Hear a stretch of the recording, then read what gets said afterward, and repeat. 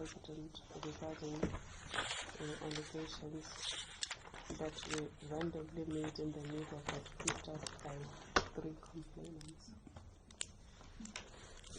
The 3 complainants are a group of Catholic priests. They were the first ones to complain to us. The second complainant is the Democratic Party. The first complainant representing the group of Catholic priests is Father S. Muyebe. The second complainant is Mr. Mayamane. The third complainant, I've withheld his name, although in the document submitted to you, I think the name was there because we gave you the actual complaint. So it's known to you, but for the public document we withheld his name. Normally we withhold names of complainants if it's not a service failure matter. For the record, I would ask that we record our names. Firstly, Advocate Kanyane, record the date. Yes, it's the 6th of October 2016. My name is Nkepe Kanyane. I'm the Acting Executive Manager in the Good Governance and Integrity Branch in the Office of the Public Protector. Thuli Madonsela, Advocate. Bonginkosi Dlamini, Chief of Staff, Public Protector South Africa. Michael Halley, Advisor in the Presidency. Moniswe Makhene, Advisor in the Presidency. Thank you, Advocate Kanyane. Mr. President, you don't have to introduce yourself.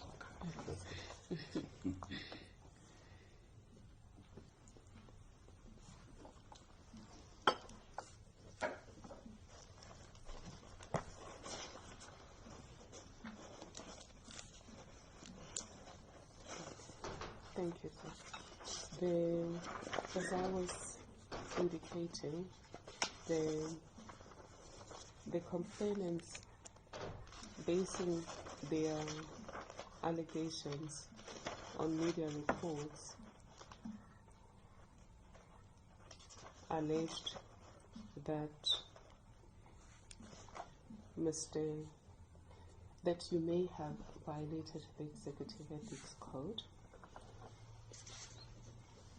by allowing the Gupta family to approach Mr. Mzebisi Jonas and offer him a position of the Minister of Finance.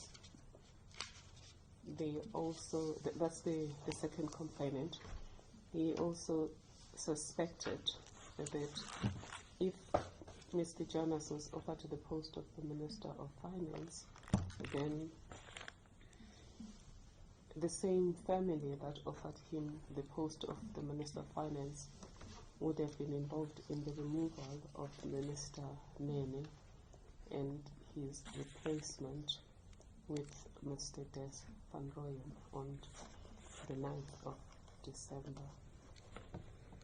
That would be the second complaint lodged in terms of the Executive Members Ethics Act. I'm clarifying that because there is a question mark around why do this investigation when we're still sitting with investigations such as Muduki Kusile is incomplete and other investigations that are incomplete at this stage, including the one that came back of Petro SA that the Supreme Court of Appeal asked us to redo. Mr. President, the Executive Members Ethics Act requires whoever is the power protector to investigate any allegation that is duly made by the Member of Parliament regarding the violation of the Executive Ethics Act, whether suspected or alleged. It doesn't give me discretion, sir.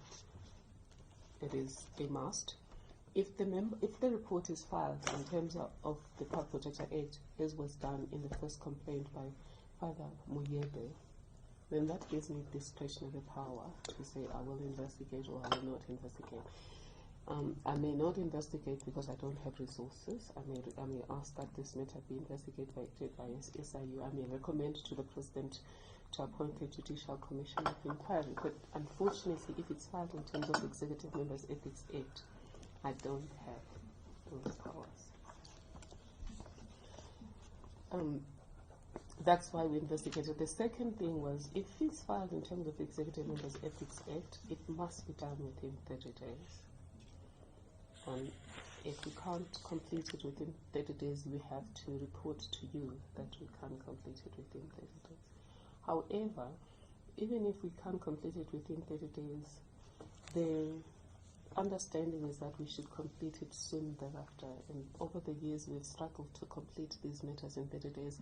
Hence, we now have appointed a person full-time to take care of Executive Members Ethics Act matters. However, when this investigation came, that person had not yet assumed duties. Hence, we then requested to government resources. We requested that we be given money to employ a group that is similar to a commission of inquiry. Having done this investigation, I do believe that we were right, that we should have been given resources to appoint a structure similar to a commission of inquiry, because the vast amounts of paper that have to be perused and the number of witnesses that have to be looked into are extensive. And it is a serious matter, Mr. President. Why is it serious? It's not so much serious for other people. It's very serious for Mr. Jonas, because Mr. Jonas is a member of the executive. He is required in terms of the Executive Ethics Code to abide by the code, to not allow his personal interests to conflict with his official interests, to put the public interest first, to put his constitutional interest first. And he's now made this allegation that should have been tested. Whether it were tested by us or they were tested by a commission of inquiry, they should have been tested, because at the end of the day, if they remain untested and people are accusing him of lying, or he is lying, you have an uncertainty that needs to be cleared about. Is he lying? If he's lying, then what's going to happen to him? And that's the seriousness of it, why we go to commission of inquiry. It's less serious, or equally serious, but less serious of Ms. Mentor, because she's not at the moment employed by the executive. She's a private citizen. Even if it turns out that she's lying, the consequences are not so dire. Even if nobody tests her allegations, they can be subjected to the criminal justice system, and she has lodged a complaint in the criminal justice system. Mr. Jonas, being a member of the executive, he himself is bound by the very same code that we're doing this investigation, and that's one of the things we just needed to clarify. The second complaint is so the first complaint was the two people were offered jobs, and that you allowed this. You may have allowed this thing to happen. The second complaint is that, coming from the same people, is that the Gupta family has used the power given by these relationships that are established with ministers and board members to get tenders and to get preferential treatment in terms of how those tenders are processed.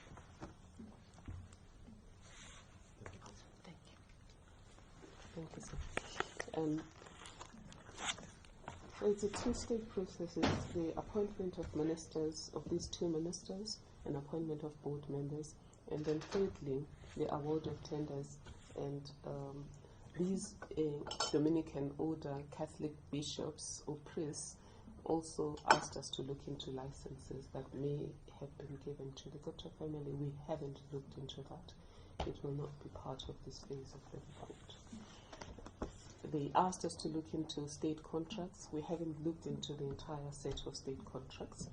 That, again, will not be part of this report. We only looked at state contracts that were mentioned specifically in the documents that they provided to us. They mentioned ESCOM, Transnet, Denel, They also mentioned SAA, but we haven't looked at SAA again fully, other than just to confirm that the vote was cancelled. But we don't have information at this stage as to the process followed in cancelling that vote. So we're not in a position at this stage to proceed, but if there's any information we can get from your side, we'll get. The third complaint came much later. It is not an allegation to the lawyers.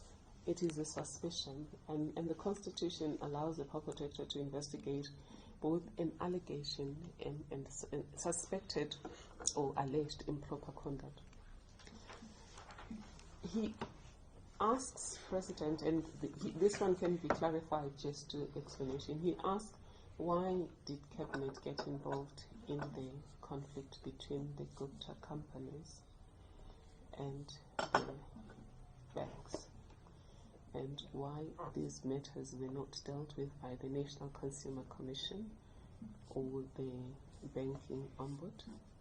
Is it normal that Cabinet gets involved in these matters? And then he makes, it's a very short report, he makes then a remark if there may be corruption. He doesn't say there's corruption, he just says we should look into whether there may be corruption. So that's the only complaint. It's not really allegations, it is a suspicion. The person is just asking us to inquire and find out if this happened.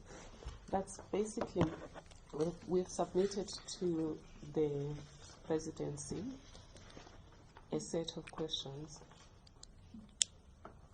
based on the issues we've identified. And at this stage, I want to leave it at that because I've clarified the process.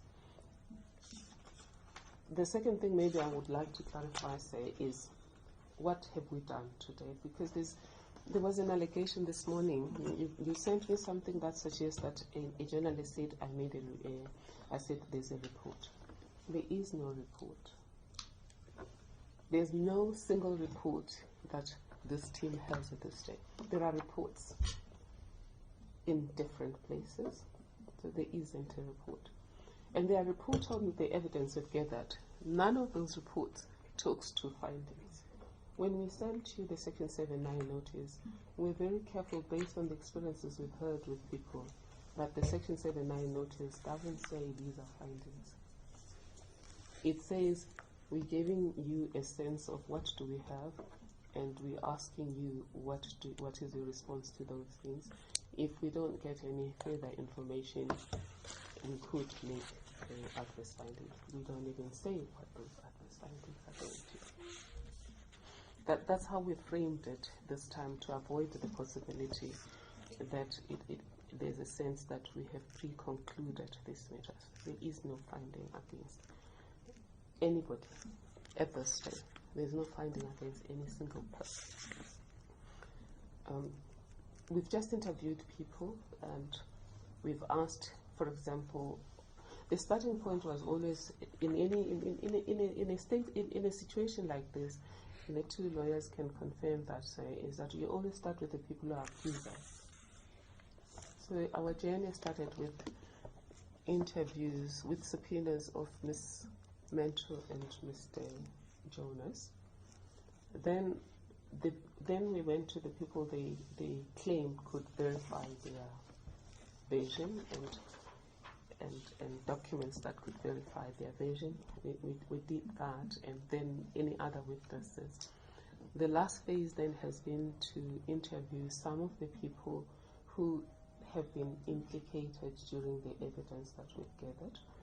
And we asked the Gupta brothers to be interviewed. Unfortunately, two of them are out of the country, and we are still looking at ways and means of overcoming that hurdle. We are going to interview young Mr. Zuma. It's fair to him that we hear his side of the story because he's been mentioned by the witnesses in favor of the allegations. He's also been mentioned by Mr. A.J. Gupta. And it's only fair that we then hear his side of the story. Mr. Hlongwana, I was informed that he wrote a letter to us and I thought he had declined to be interviewed. It turns out that the person who had declined to be interviewed was Mr. Ben Martins. It wasn't Mr. Hlongwane, and he's being subpoenaed today so that he can provide his evidence under oath. The reason everyone's evidence is to be provided under oath, say, is that we have to give equal weight to the evidence.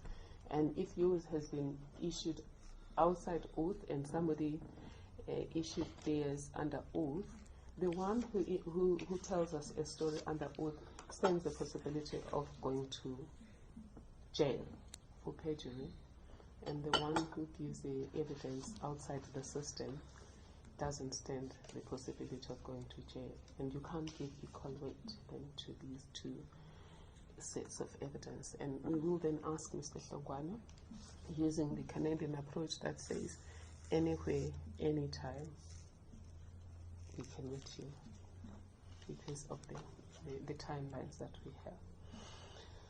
That's basically how far we've gone, sir, and I just want for the record to say there are no findings at this stage against anyone that we have investigated.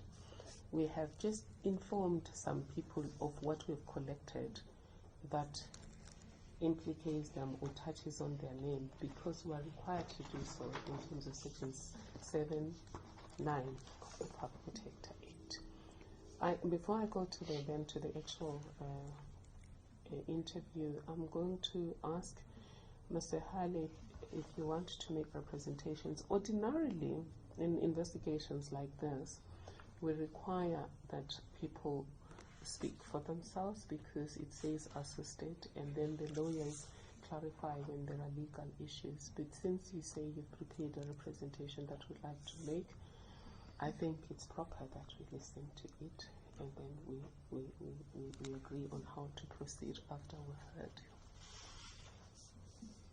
Thank you very much. These are in fact legal submissions, okay. And they are submissions which President Zuma would associate himself with. They have been prepared in consultation with him. He understands the import and the nature of the submissions which are to be made. The submissions largely deal with procedural aspects, to the extent that we intend to demonstrate that the inquiry, the interview, in terms of section 7.9 of the Public Protectors Act is premature, and we'd like to demonstrate to you why it is that we make that submission. And in those circumstances, it renders such a meeting procedurally unfair in a way that doesn't speak to the import of how these matters ought to be conducted. And we'd like to demonstrate to you through the Act as well as through judgments which we think are supportive of those submissions. I think it might well be necessary to start when the first notification was received. And that was in the 22nd, pardon me, I'm just battling a bit with the flu. And that was on the 22nd of March, when a letter was directed to His Excellency President Zuma, advising him that there was such an investigation that was taking place. The next that the matter was drawn to the attention of the President was on the 13th of September, where in essence a meeting was requested. And the purpose of that meeting was described in paragraph 2, where it reads, and I quote, "I'd like to have a meeting with you to brief you about the investigation into allegations of state capture. The meeting will also enable me to afford you an opportunity to answer to the allegations made against you, to the effect that you ought to have known and or allowed your son, Mr. Duduzane Zuma, to exercise enormous undue influence in strategic ministerial appointments as board appointments at state-owned entities." End of quote. So that was the request. And the request was responded to under cover of an acknowledgement and subsequently a letter dated the 21st of September, wherein the Director General, Dr. Lubisi, indicated the date to discuss those matters would be the 6th of October, which is today's date. Subsequently, a letter was directed to Advocate Madonsela, wherein a request was made for copies of the complaint as well as any other documents that would speak to the content of paragraph 2, which I reiterate was the purpose of the meeting as set out in that correspondence dated the 13th of September. Subsequent to that, 2.5 days before today's date, there was a letter received dated the 2nd of October, a 20-page letter wherein was set out quite explicit and detailed allegations. For the first time, the notice in terms of Section 7(9) of the Public Protectors Act of 1994 was given. And I think for the purpose of the record, it's necessary to note what those provisions are. And I quote, "If it appears to the Public Protector during the course of an investigation that any person is being implicated in the matter being investigated, and that such implication may be to the detriment of that person, or that an adverse finding pertaining to that person may result, the Public Protector shall afford such person an opportunity to respond in connection therewith in a manner that may be expedient under the circumstances." We understood the letter of the 2nd of October with the nature of the complaint that was set out there, as well as the detailed matters upon which President Zuma was called on to respond that were set out there. In our view, the time period of 2.5 days is plainly an inadequate period of time. We say so for the fact that you would have gauged from the response and the indication that the President gave when he was requested to, that you would have seen the lead time is on average about 2 weeks. The President's diary, of course, is fixed well in advance. It impedes on his ability to traverse all those allegations and to come up with a substantive response under pain of the seriousness of the investigation which has been actually carried out. And we think that the expediency that is referred to in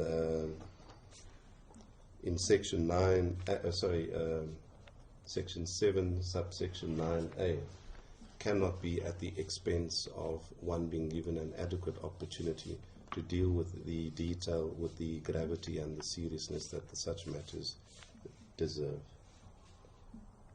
There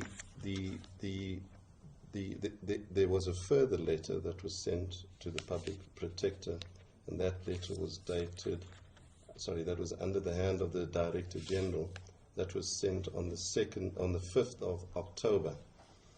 And in that letter, as the Public Protector has referred to earlier, reference was made to comments attributed to the Public Protector in a daily newspaper. And those comments, and I quote, and this we understood was with reference to this meeting which is convened today, and I quote the following: "We will hear his version of events, and he may have information for us that we need to consider against our own findings."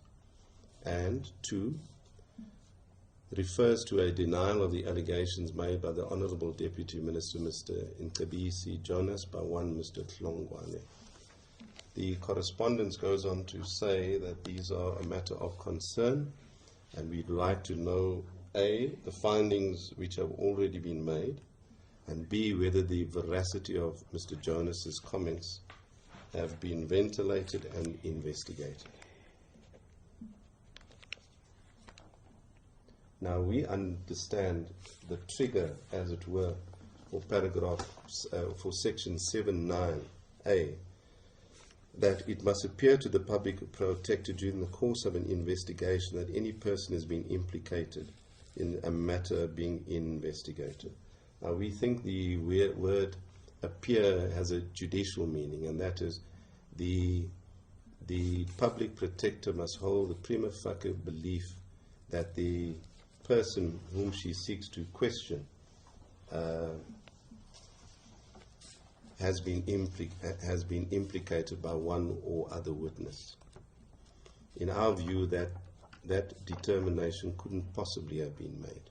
And we say so for the following reasons. And I want to attribute a quotation to the Public Protector, which was reported on the electronic media, and I quote as follows: "This stage I don't know who is lying. The only way I'm going to take Mr. Hlongwane's version is if he comes and testifies under oath.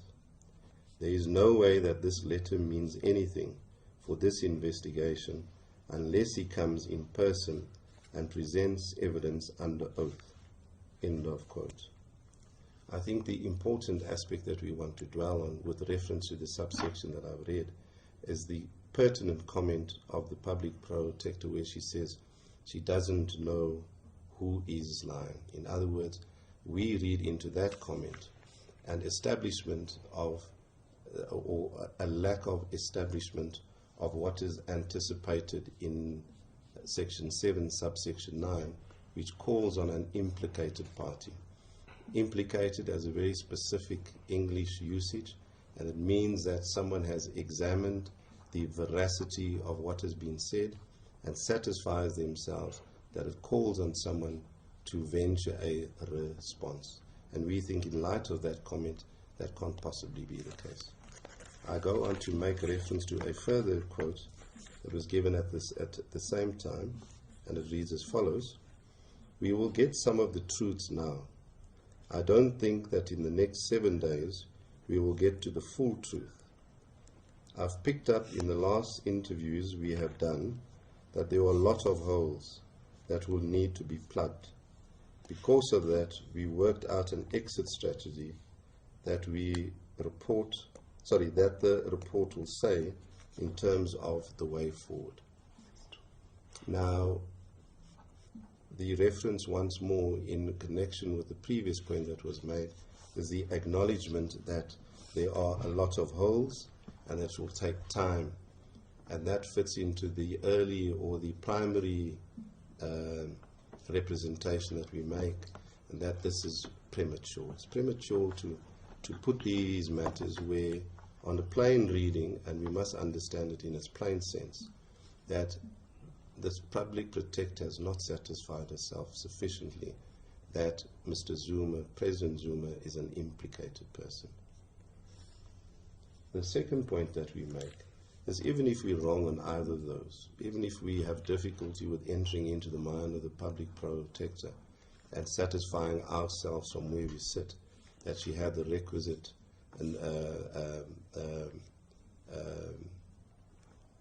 evidence to formulate that Section 7(9) ought then to be invoked.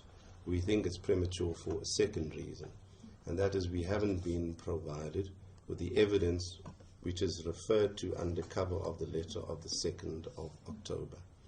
And we think as a rule of natural justice, it is not proper only to set out explicitly what the allegations are.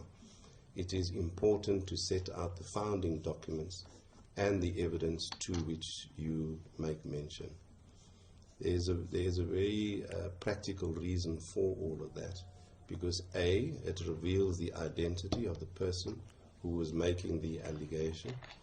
B, it shows the context under which those allegations are in fact made, and it points to all the other circumstantial and intricate matters which a affidavit or any other form, undiluted, so that one is able to make a comparison whether the allegation which has been put is in fact supported by the evidence which is in the possession of the Public Protector. We haven't had an opportunity to address that matter with you. We would have liked to, but because of the program of President Zuma and our opportunity to consult with him, it's a first that we're able to draw your attention to the fact that we deem your letter dated the 2nd of October to be insufficient insofar as it doesn't contain the evidence upon which the allegations are based. The further point that we make why we think the matter is premature is because of the provisions of Section 7, subsection 9b2.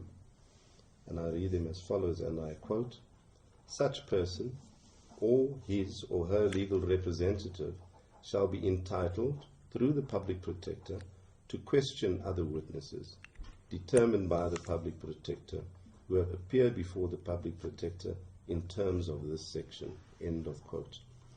And we understand the reference to such persons meaning such persons that implicate President Zuma.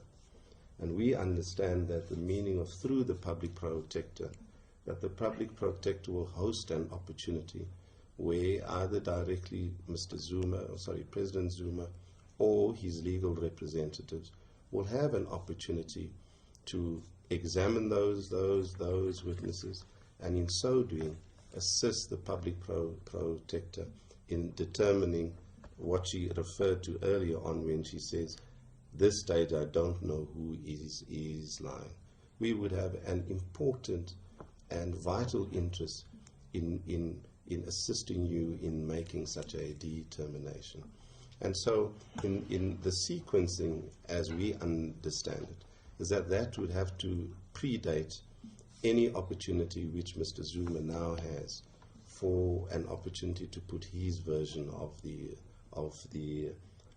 events as he understood it, as he would now better understand based on the evidence and based on the answers that would have been elicited in examination as to what matters he needs to respond to, the seriousness and the import of them, the context in which they were given, and all the other matters which flow from an examination of a witness.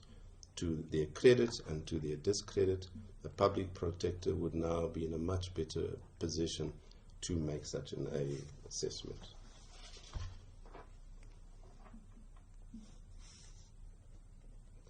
We fear that if we were to proceed with the interview, it might well satisfy the schedule that you might, with respect, have in mind. And that is to allow everyone an opportunity to be heard. And we appreciate that. But in our view, it must be a fair opportunity. It must be exercised judiciously. In other words, the person who has been implicated, and of course, in the ordinary usage, we know what that means. If the head of the executive has been implicated in a matter which has serious import and concern, then with respect to the procedure, all the evidence, whatever transcripts of what had transpired earlier, if there's no good reason why they ought to be withheld, then they ought to be provided. I can't give you the quotation, but there's a seminal judgment by Ngobo J, as he then was in the NPD, the case of Shabalala, State versus Shabalala, which established as a rule of fairness where if someone's going to be implicated in the commission of an offense, and I'm minded this is not a criminal inquiry, then whatever documentation is being relied on to demonstrate his complicity must be made available to him unless there's good cause.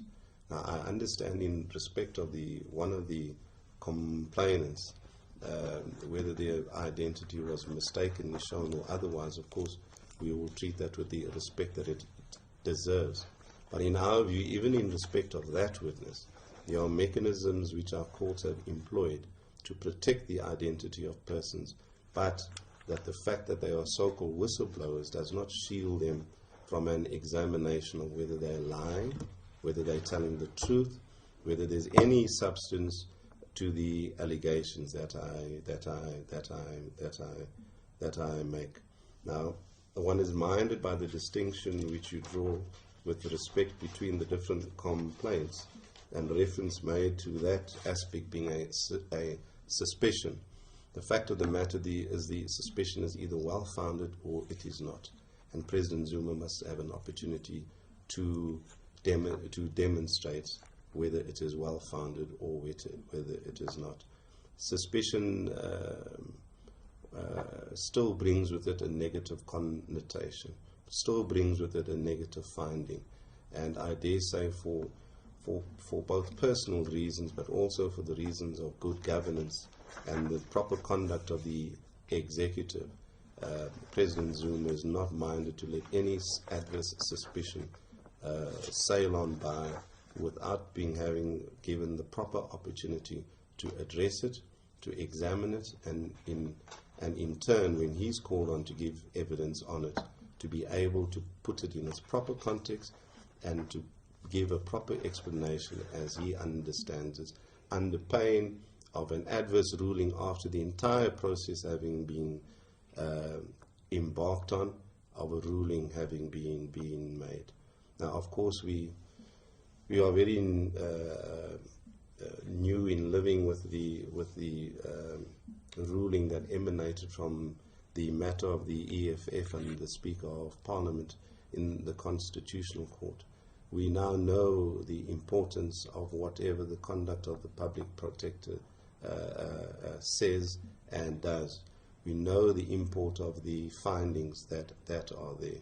Now, that having been said, we're also minded by the ruling in the SEA of Nugent J in the matter of Mail and Guardian versus the Public Protector, where your predecessor's report was reviewed and set aside. And the court made some very cogent or poignant comments about the manner in which the investigation ought to be conducted.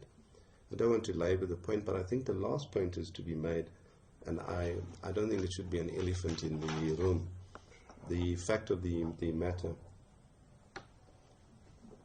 is that President Zuma has today announced the appointment of your successor, and that there is a new public protector that would take office on a designated date. We know well that there's a very shortened period in terms of which you are able to exercise the responsibility that you have. We don't think that brings about any urgency with having to deal with this matter expeditiously. That there is a general urgency, that it is a matter of sufficient public interest, but we don't think that urgency is accelerated by your term of office with respect. In respect of this matter, there is a supervisor who has been actually designated for this matter, as we understand it, a competent person. We understand that there is a team. We understand there is an external team that is there to assist you as well. We have noted your very gracious comments about the import of your team in helping you with your work. And we don't say that almost as a poison chalice, but we know, given the seriousness of these types of allegations, anyone would be loath to try to undertake an exercise like that on their own. We think that matter in and of itself, particularly where an incumbent is in the offing, has been identified. There has been a parliamentary process which has been engaged with. There can be no uncertainty that the work of the Public Protector would continue. And we think the fact of your vacating office in another 6 or 7 days cannot be a matter which unduly creates urgency, which means that these matters which we brought to your attention ought then to be given lesser value to for the sake of finalizing the report on a certain date. We are a little bit troubled that the reference is made to an exit strategy. The Office of the Public Protector is not going anywhere. There is no exit. They are there. They are a Chapter 9 institution, charged, as we understand, through the rulings that have emanated through the empowering legislation, both in the Act and in the Constitution, with a very important part of underpinning our constitutional democracy. That institution is going to remain there. Parliament, in its wisdom, will make sure it has the necessary capacity to undertake its work, balanced as it is against all the other resource issues that we face.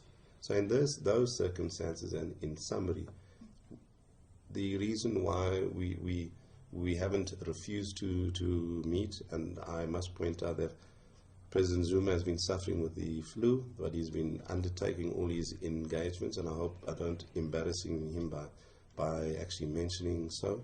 But the fact of the matter is we have an interest in participating in this matter. We have an interest in making sure that if there is need for concern, that it is properly addressed. But if there are persons who are making spurious allegations which impact on one of our spires of government, or one of our spires in terms of our separation of powers, it is a matter of concern, it's a matter of proper investigation. And those would be the submissions that we'd like to make at this stage, and we ask that you give them consideration.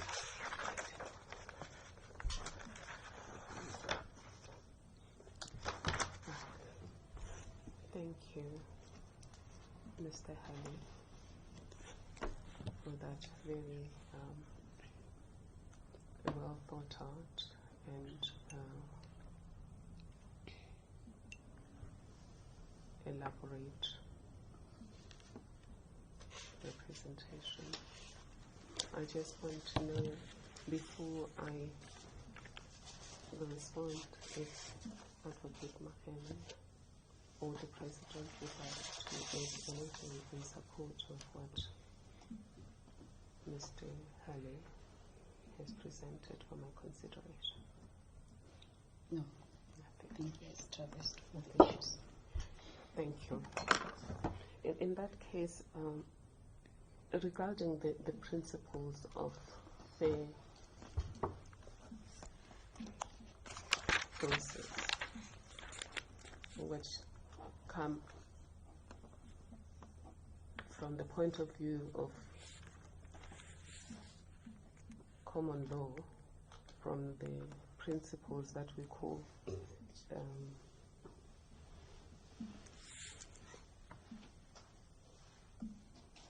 the old principles of administrative justice, the principles of due process,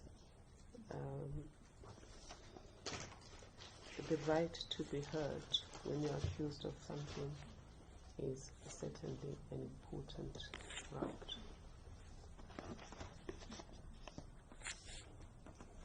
In South Africa, and certainly most of the Commonwealth, we have a system of adversarial justice. But even in that system of adversarial justice, the right to be heard comes earlier than at the point when you have now prima facie evidence against you. I hope you would agree with me, Advocate Makene and Advocate and Mr. Halley, is that the right to be heard, the moment somebody accuses you of something, you have that right. That right immediately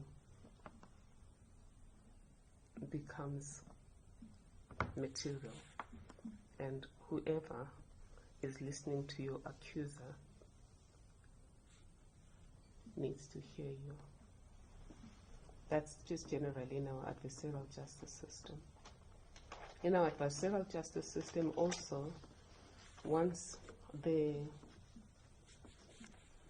accusing parties have finished their case and presented witnesses in support of their case, then the accused person or respondent can respond. So we call our adversarial system an accusatorial system. And if, for example, the people who are accusing you and the people they've brought to support the accusation and the evidence they've provided to support that accusation reaches a point where no conclusion can be drawn that you did anything wrong, in the normal court system, in the normal adversarial justice system, your attorney or your legal representative can approach the court and say, we request a discharge because there's no case to answer. That's the accusatorial justice system, and it is adversarial in nature.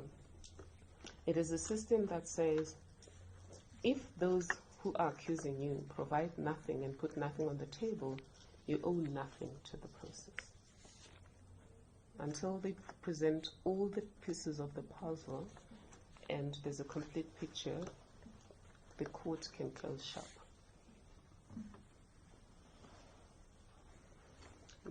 Mr. President, that system is like a game of chess. As you, a chess player, is they move, you move. And if they haven't moved and they haven't put you in a situation where you have to move, the game waits until they've done that. And unfortunately, the system we're operating with is an inquisitorial justice system, which is the European approach. And I know it's an oddity, Mr. Halley. I've had to deal with this for 7 years, and even before I became Public Protector, it's one of the things I had looked at from an administrative law point of view, that this institution is an oddity, because it's really a tiny island of inquisitorial justice in a system that is predicated on adversarial justice and accusatorial justice. So in accusatorial justice, you place the burden, and in fact, the Public Protector operated exactly the way, Mr. Halley, you are asking us to operate. That's why we landed in court in the oil gate matter. Because what the Public Protector used to do was, you look at what the complainant has brought. If it's vague, you might not even investigate. But if you proceed with the understanding that the complainant must provide the pieces of the puzzle. And most of the reports that I used to see would say the evidence has not been able to provide sufficient evidence, and then we issue a closing report. And I think some of that language will be found in the so-called Oilgate case. And it was then sent to the SCA, and the SCA came back and said, Public Protector, you're not a judge. You can't sit there and wait for evidence to reach you. You've got to find it wherever it is, and yours is supposed to be an inquisitorial justice process. And one of the things the SEA said, Mr. Halley, was you have to keep an open mind. One of the things they've highlighted in that case is you have to keep an open mind. And I want to underline that I am certain that sitting in this room, if I had said to the media, the evidence I have implicates this one, we would be discussing a different story, which is in the last case that I dealt with, it was said in the Section 7(9) notice, we had said that already we have conclusions, and therefore we prejudge this matter, and then coming to ask you questions is a charade.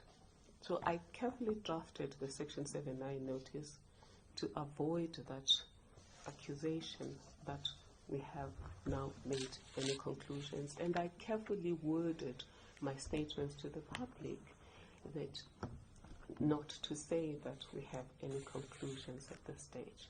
Because even if we do have, the public doesn't know the idea of a prima facie case.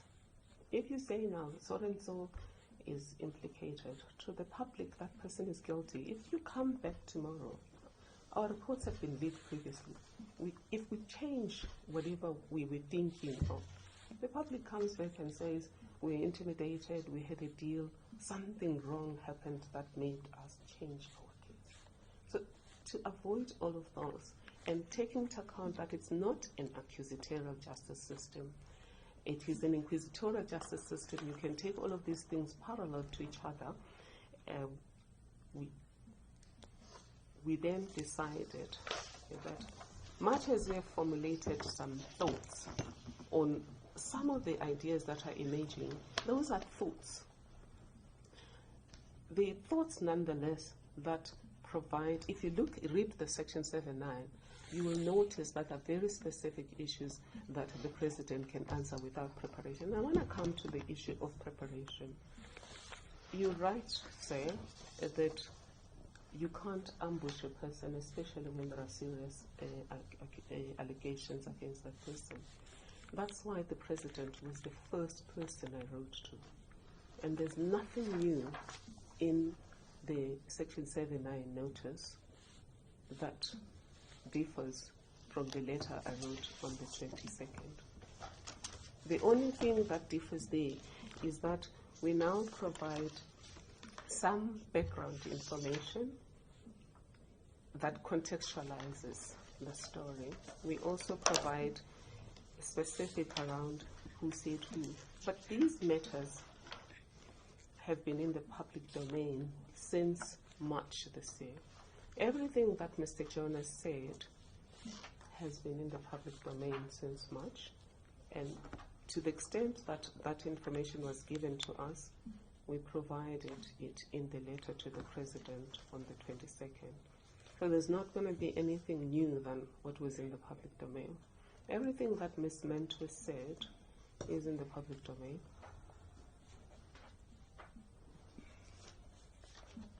The only person you could say the accusations by him are not in the public domain, but the issue per se is in the public domain. I guess what I'm saying is, in inquisitorial justice, you don't have a right not to say anything until somebody has solidified a case against me. Inquisitorial justice system gives everyone a fair chance to speak when there are no closed ideas. In the normal accusatorial justice system, for example, once you have a prima facie case, it means that you have a prejudgment that says, if, for example, you say, I choose to say nothing, we can issue that prejudgment and say whatever you're accused of. I just want to answer that one last question, Mr. Haley, Mr. President, and Advocate Machen, around the suspicion, around the complainant, around the context. The public protector may investigate on own initiative. In fact, we don't need to provide any of the complaints. All we have to provide is what we think is answerable, we are answerable for. In terms of how the Act is formulated, in terms of how the Constitution is formulated, because this is supposed to be your internal integrity agency to monitor ethical conduct in government, not criminal conduct outside there. Once it goes outside there, it's a different story. Here we're talking about people who are employees of the state, who are answerable to the state because the state it's their employer when there's a suspicion that they may have done something wrong. And of course, if they explain themselves and say, I didn't do these things that you're accusing me of, here's my version, then that's it. We met with one of the people who are accused, for example, is Mr. Gupta. We met with him for more than 4.5 hours. He gave us his version of what he knows. And we've taken what he has to do and we're putting it in this basket, because that's not accusatorial justice, where you have this side and they have to match. In inquisitorial justice, you have one basket of facts from everyone who is supposed to provide information. Regarding the Section 7.9 notice, we were asked to provide, for the second time, the information we had that we had provided, because we had provided to the President from the letter of the 22nd. I stated exactly what those people were saying, so there was nothing more.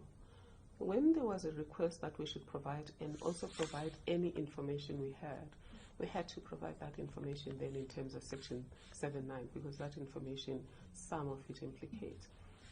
Implicating doesn't mean concludes that you did something wrong. If I could just interject this, the 7.9 notice hadn't been issued by them it was only subsequent to that, when there was a request from the DG in the presidency saying, provide me with the information. That's what I'm explaining exactly, sir. I'm saying we issued the Section 79 on that request. If you see, the Section 79 responds to the letter from the DG. It does that. Well, the Section 79 notice was issued after we received a letter from the DG that was requesting us. In fact, it had requested the information by Friday that week, but I was out of the country and we battled. I remember being out of the conference for the whole day, working with the team to try and meet this requirement. And because we're now asked to provide the information, we had to then contextualize it in the Act, which is Section 79 says if there's evidence that implicates you. We then provided the information requested by the presidency under Section 7. My understanding is that my Section 79 provides context, but my understanding was that the documents that were also requested were provided by the office. Initially, the Section 79 had referred to annexures, but because we ended up sending these documents at different times, we removed the part that talks about annexures. But that information was provided, not with the Section 79. It was provided before the Section 79, the evidence part. Am I right? Yes, it was. Yes. Yeah, because the Section 79 was delayed because of me having to quality assure things and carefully wanting to delete exactly the things that you would like me to put on the Section 79. But I would ask you, Mr. Haley, to read your letter to me in response to Nkandla. The accusation was the opposite of what now I'm being accused. Sorry, I'm not with you. I'm saying, say, go back to the letter you wrote to me, very erudite letter that you wrote to me in response to the Nkandla Section 79. The accusation was the opposite of today's accusation. And in response to that, then we've tried, but it's not just in response to that, it's in response to the climate in the country that people feel that if the Section 79 says you've already done it, it locks them into a finding, and it makes them feel that you're open mind. That open mind that the Supreme Court of Appeal said we should have in the Oldgate case becomes a closed mind. It's a perceptions issue, and what we're trying to do is to manage perceptions. And it's not just the perceptions of the accused person, it's also the perceptions of somebody who lands with the Section 79 notice. Because we cannot always guarantee who ends up getting these documents. If now you have a Section 79 notice that conclusively said you've done 1, 2, 3, and it goes somewhere, to them that's the report, that's a finding, and that's why we haven't crafted it that way. So, Mr. President, and then you said the Public Protector can conclude this matter. I agree with you that the Public Protector could conclude this matter, but it would take time, even for the most experienced Public Protector to conclude this matter. It would take time, because you are saying there is a supervisor. No, the supervisor is the Public Protector. It's more like having your commission of inquiry, and then the judge leaves, and then you hire a new judge. It's not going to be easy for the new judge to carry the matter forward. They will do their best, but it's going to be difficult. That's why in the judicial system you have part-head matters finished by judges. That's something we're discussing actually, and saying that in the judiciary, when the judge leaves, the part-head matter is not dealt with by a different judge, because you bring your brain into it. You bring memory. I've been part of the interviews, so I have context to everything that has happened. So it's not just the paperwork. I have context. So I have to use that to present what I have. Part-head matters are not possible with the Public Protector, because the Public Protector has a fixed term contract, and you can't show up 2 weeks later and say I have to finish it, because constitutionally it wouldn't make sense, because you're no longer public protector. That's the anomaly. We even thought about in the future, can you change it? No, you can't even change it, because the constitution makes it a fixed term contract. In other countries, because the public protectors do only service failure, they don't do conduct failure. They've appointed for life, and therefore, if you're appointed for life, even if you're in retirement, you can finish the part head. So I do disagree with you, say, that it doesn't matter who finishes the matter. And I'm certain that even a court of law would agree with me, because that's why they bring back their retired judges. Even if they had somebody acting as a judge and they're no longer acting, they still bring them in to do part head matters. And that explains, I just want to explain, Mr. Hurley said, before I give you an opportunity, about the exit strategy. The exit strategy that we are looking at ties up what is it that I can conclude fairly in terms of the law and leave there, and how do I then manage the process going forward. Until, yes, a new public protector has been appointed, but that new public protector, say, is appointed with effect from the 15th of October this year, which is her job starts on Saturday next week. Until then, I am the public protector, and whatever decisions I have to make them in the best interest of all of the parties involved. It's not just President Zuma's reputation that is on the line. The reputation of young Mr. Zuma is on the line. The reputation of Mr. Gupta, AJ Gupta, who was very much sad about what has happened, and incredibly emotional about this matter, is also on the line. And so are the reputations of the accusers. That information, yes, everything is transcribed. The new public protector would have to reach that. But with due respect, the public protector that you have appointed only operated as a senior investigator in the public protector's office. That is a level junior to her current position, and she's acting at a senior position. So she herself will still have to acclimatize to this new position where she's not at their level. She has to supervise and quality assure everything that they have to say. I'm just saying, if we now bring the new public protector per se, that's not even a solution. But I'm saying even the most qualified of judges, common sense has taught the judicial system that a part head matter is better finished by the person who's hearing it. But that's not the reason we are rushing this case. From day one, we cut this case into two. So when we're saying there are holes, well, maybe we should just cut to the chase and find out why there is a rush. With respect, let's find out why it is that you are rushing.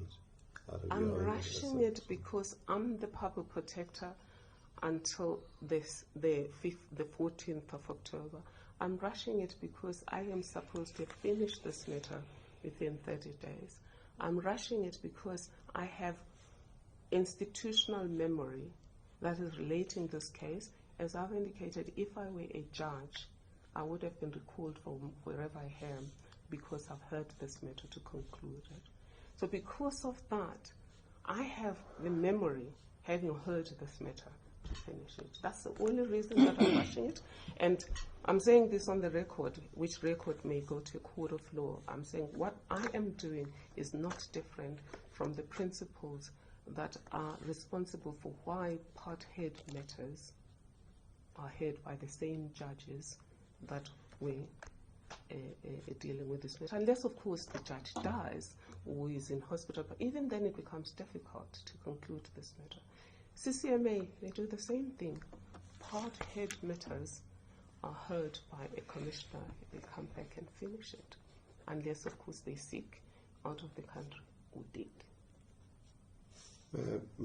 May I, with respect, venture to suggest that there are other ways that one can ameliorate the situation that has been set out. The fact of the matter is, of course, you've been there a long while. There is institutional memory. I'm sure that personalities bring with them their own style and their own manner of doing things. I think with respect, Parliament has went through a thorough process in appointing the incumbent, satisfied itself. So can we not deal with that? I know that the process has been a duly proper process. So I'm not questioning the process of Parliament. That's why I have, but it's not necessary, because I've given you an example of the judiciary. So it's not about the integrity or capacity of the new person. It's about a process where a part-head matter is completed by the next person. But I could ask you the same question: why are you so persistent on having the new public protector complete this case? But I don't even want you to answer it. But I'm just saying I would ask you the same question and say, why are you so persistent? We asked President Zuma to respond. So we asked you, say, 22 March to respond to the issues that are being raised. That was April, May, June, July, August, September, 7 months. There was 7 months for us to receive a version from the President. Can I just carry on making the submissions that I had started making? I thought you had concluded. No, I hadn't. I was interrupted. The point was quite simply this: is to suggest, and that is to say, I understand that you're in a rush and want to complete it during your term of office, and you set out all the reasons why it is convenient for the same person who heads the institution or judge who is sitting on a matter.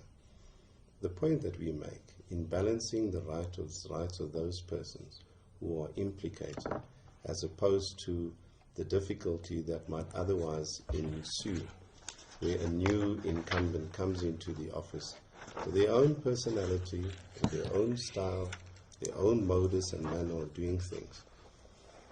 Sometimes in institutions, if there's a proper handover of case management, it might set off whatever otherwise might negative against the work that was then done. And I'd venture to suggest that in all the other pending matters, where you have expectant parties, just like you have in this matter, who also want to see justice, who also want to see their matters ventilated, they have no lesser rights or not treated differently than this. I agree with you, Say, and that's why I am trying to finish those as well. The ones where I have been part of the hearings, we are trying to finish them. We have prepared Section 79 notices, and we are preparing Section 79 notices. So therefore, when balancing whether it is fair and reasonable to give a person 2.5 days to deal with serious allegations which are dealt with in far greater detail and in the letter of the second. And I'd like to point possibly to an example of that, where so if you just bear with me, I found my notation, where at paragraph 20, subsection A, and I quote, "The evidence of Mr. Jonas in his statement and further obtained during his interview by the investigating team confirms the offer was made to him by Mr. Atul Gupta and the Gupta House in Saxonwold, that the meeting was arranged by the President's son, Mr. Duduzane Zuma, who was present when the offer was made. The person that he claims to have informed before the removal and the placement of Minister Nene have confirmed that he advised them about the offer before Minister Nene was removed and replaced with Mr. Des van Rooyen." End of quote.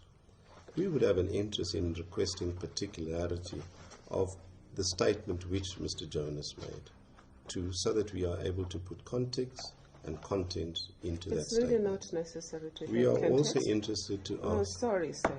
There's no need for the President to have context to that. As I've said, it's not accusatorial, it's inquisitorial. It's a simple issue of honesty. the president would.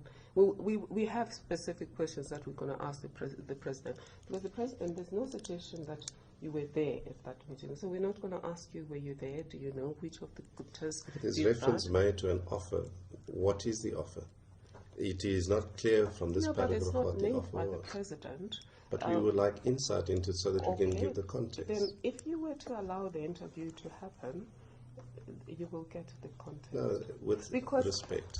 Because With respect, if I might just make the no, submission. can I just make a ruling here?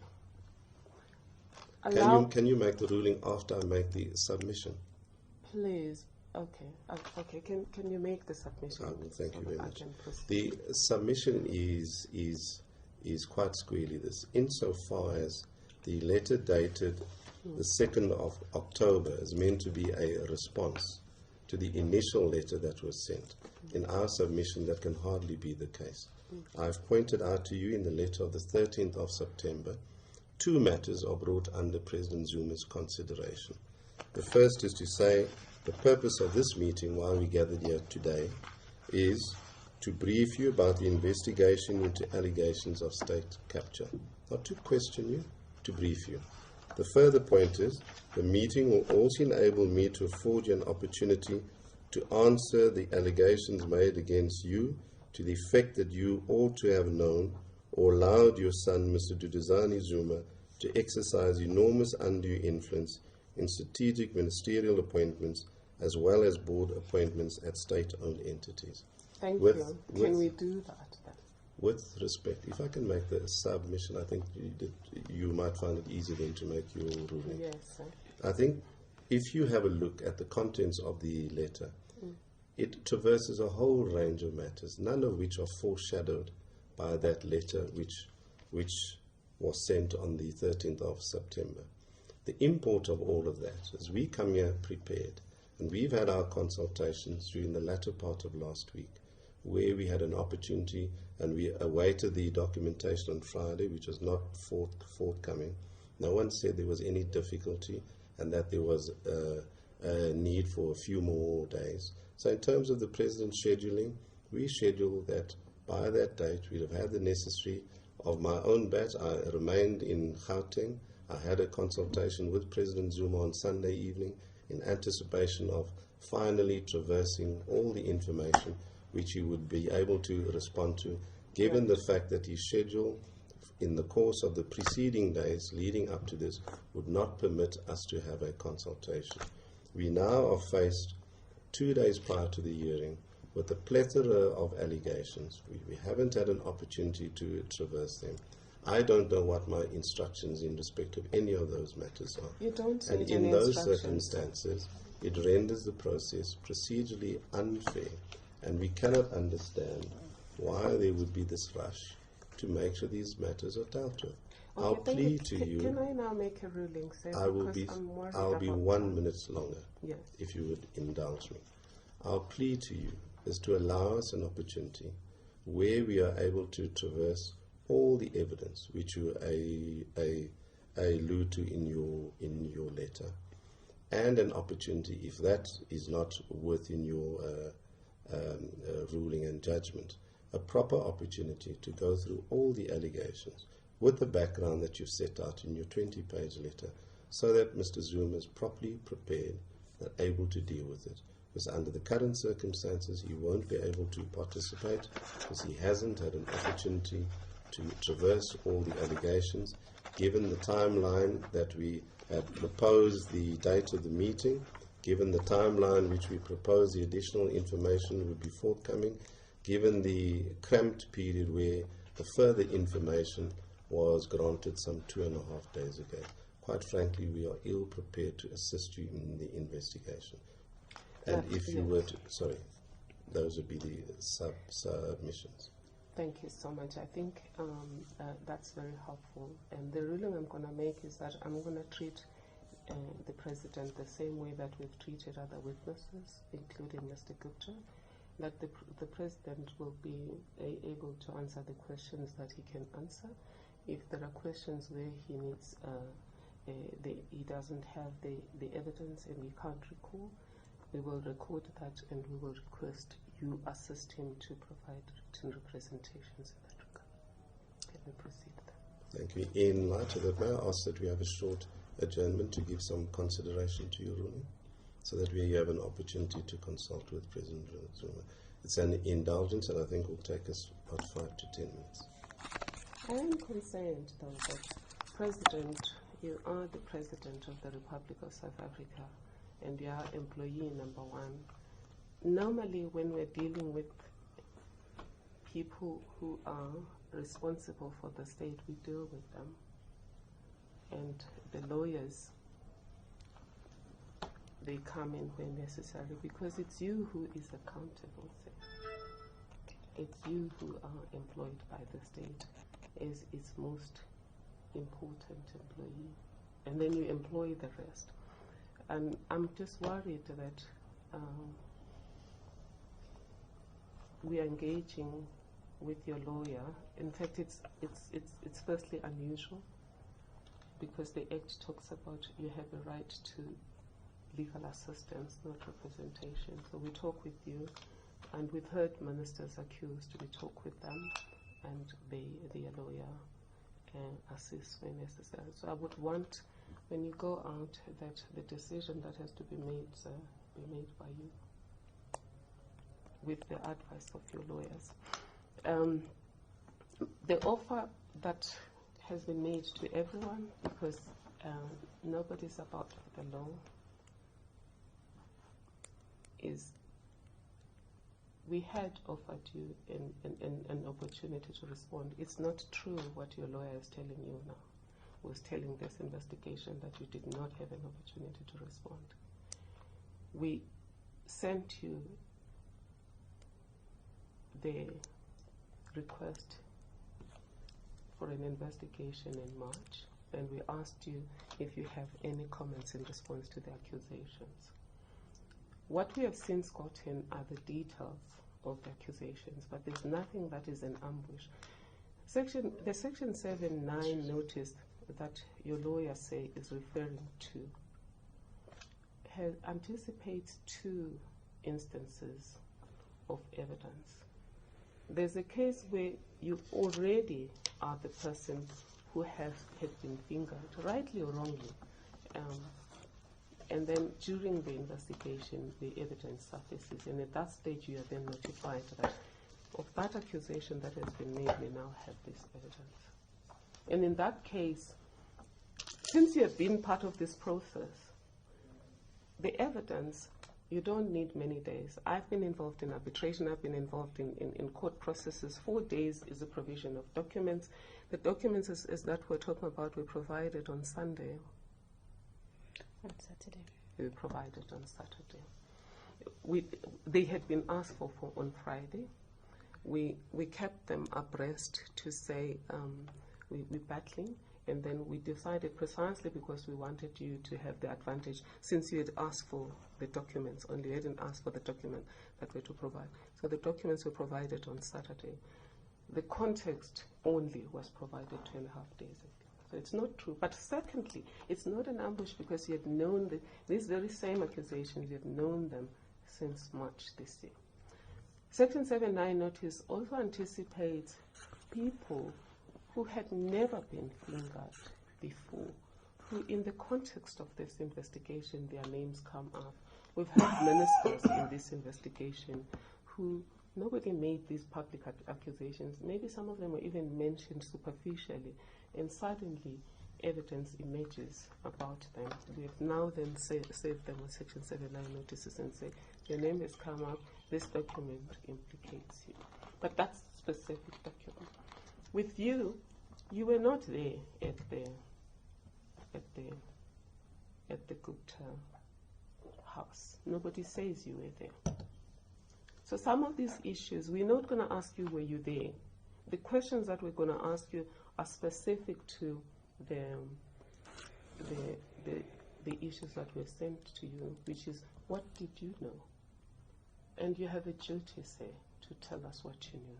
This is not a criminal justice process where you have the right to remain silent. It is an inquisitorial process where telling us what you know should not be a problem. But I'm going to leave it there, sir, and then say you can take the grade. My ruling at this stage is that we proceed, you tell us what you know. And a lot of it has nothing to do with documents, because you were not, nobody's suggesting that you did anything that is documented. You will tell us what you know, what you don't know, or what you deny, we will deny. Thank you, Advocate Makayana and Mr. Kelly. I would rather request, if it is acceptable to the lawyers, that the response regarding where do we go now be given by the President, because, sir, it is your name that has been used in this investigation, and it is you who will be held accountable for this process. Thank you. Thank you very much, Public Protector. You will also excuse me. I've got a very heavy flu, which has changed my voice a little bit. Sorry, sir, we're still just discussing the process only. Yes, yes, the process. Thank you. Yes. Now,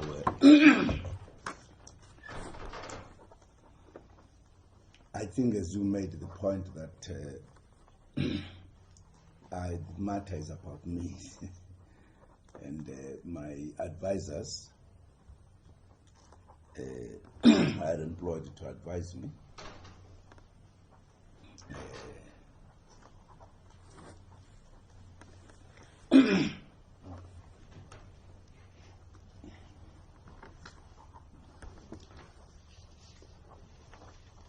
I'm definitely willing to answer the questions because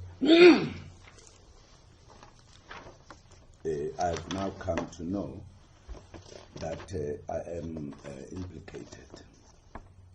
A public protector referred to the letter of March, that I was aware of it. And besides the letter, I'm sure we will appreciate that the issue of the capture has been on for a long time in the air. It's not a new issue at all. My understanding of the letter of March was informing me that there is a complaint that has come about the issue of state capture in the Guptas, and that the public protector was looking at it, almost assessing it. And what it says, I think, towards the end,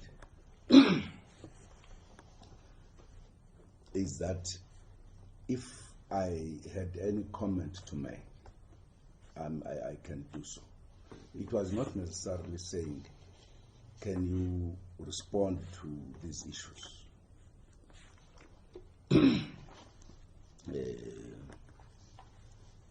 And therefore, we did not understand it as saying,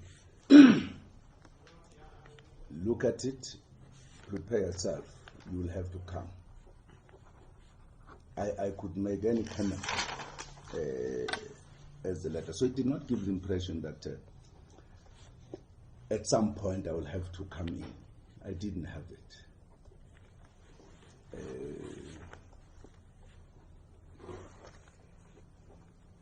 Perhaps if the matter was on, hence it has been on for some time, at some point people made complaints that it should be investigation. No one could tell at the end who will come out if the investigation started, who will be implicated. I think it is different from then what comes in that says you are implicated. We would therefore need to have a meeting with you. The initial letter, not now this one, the one that came after that, said it would be briefing, and the second point was that will then discuss the young Zuma, Tutuzane. The issue of answering questions came a few days from now. That's when then we were saying, if that is the case, the questions that would be asked, I need to get an advice from the legal team how to handle the matter, particularly because of its nature out there. It's not like a small case you can just answer anyhow. You have to consider your answers very well, given the fact that people have said a number of things, including, for an example, initially, I was actually keen to know that Jonas would say, what did I do in this meeting? That triggered his actions. Why am I implicated? And therefore, I'm willing to answer the questions, but I think I do need legal advice. Well, the matter is not a simple matter. I would be fair if I know. If people have said things about me, there are many things that people say about me in the majority of times that I've never done and never said.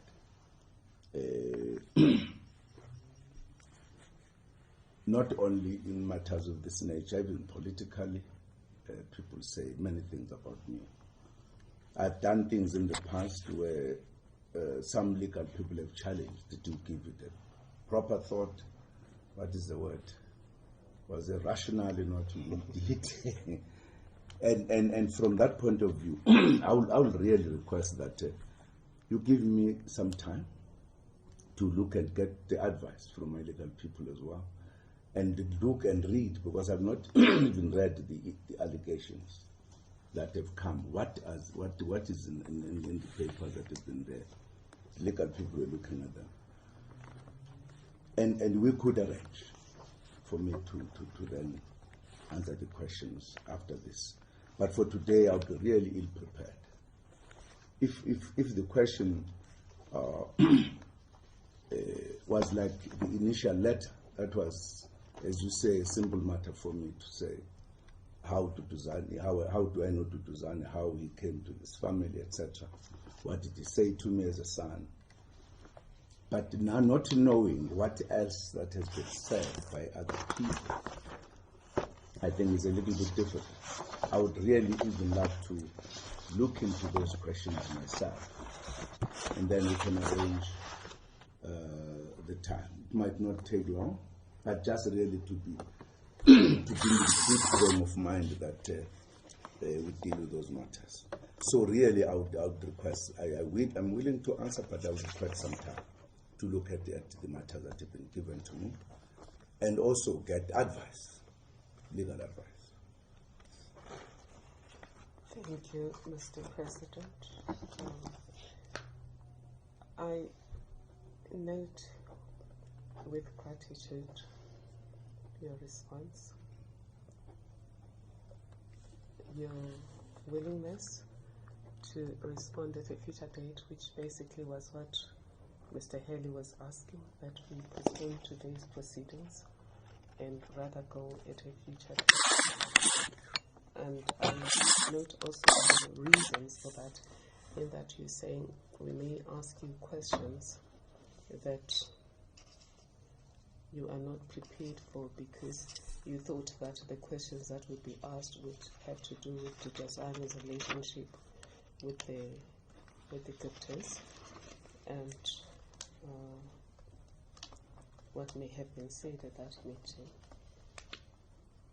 The questions will include the relationship between Tutuzane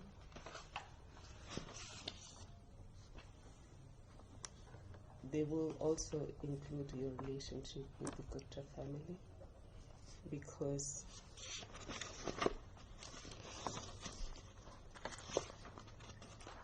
the staff that we are dealing with is only the staff that was in the media. I understand, President, that you are a very busy person, I know that I also struggle to cover all bases.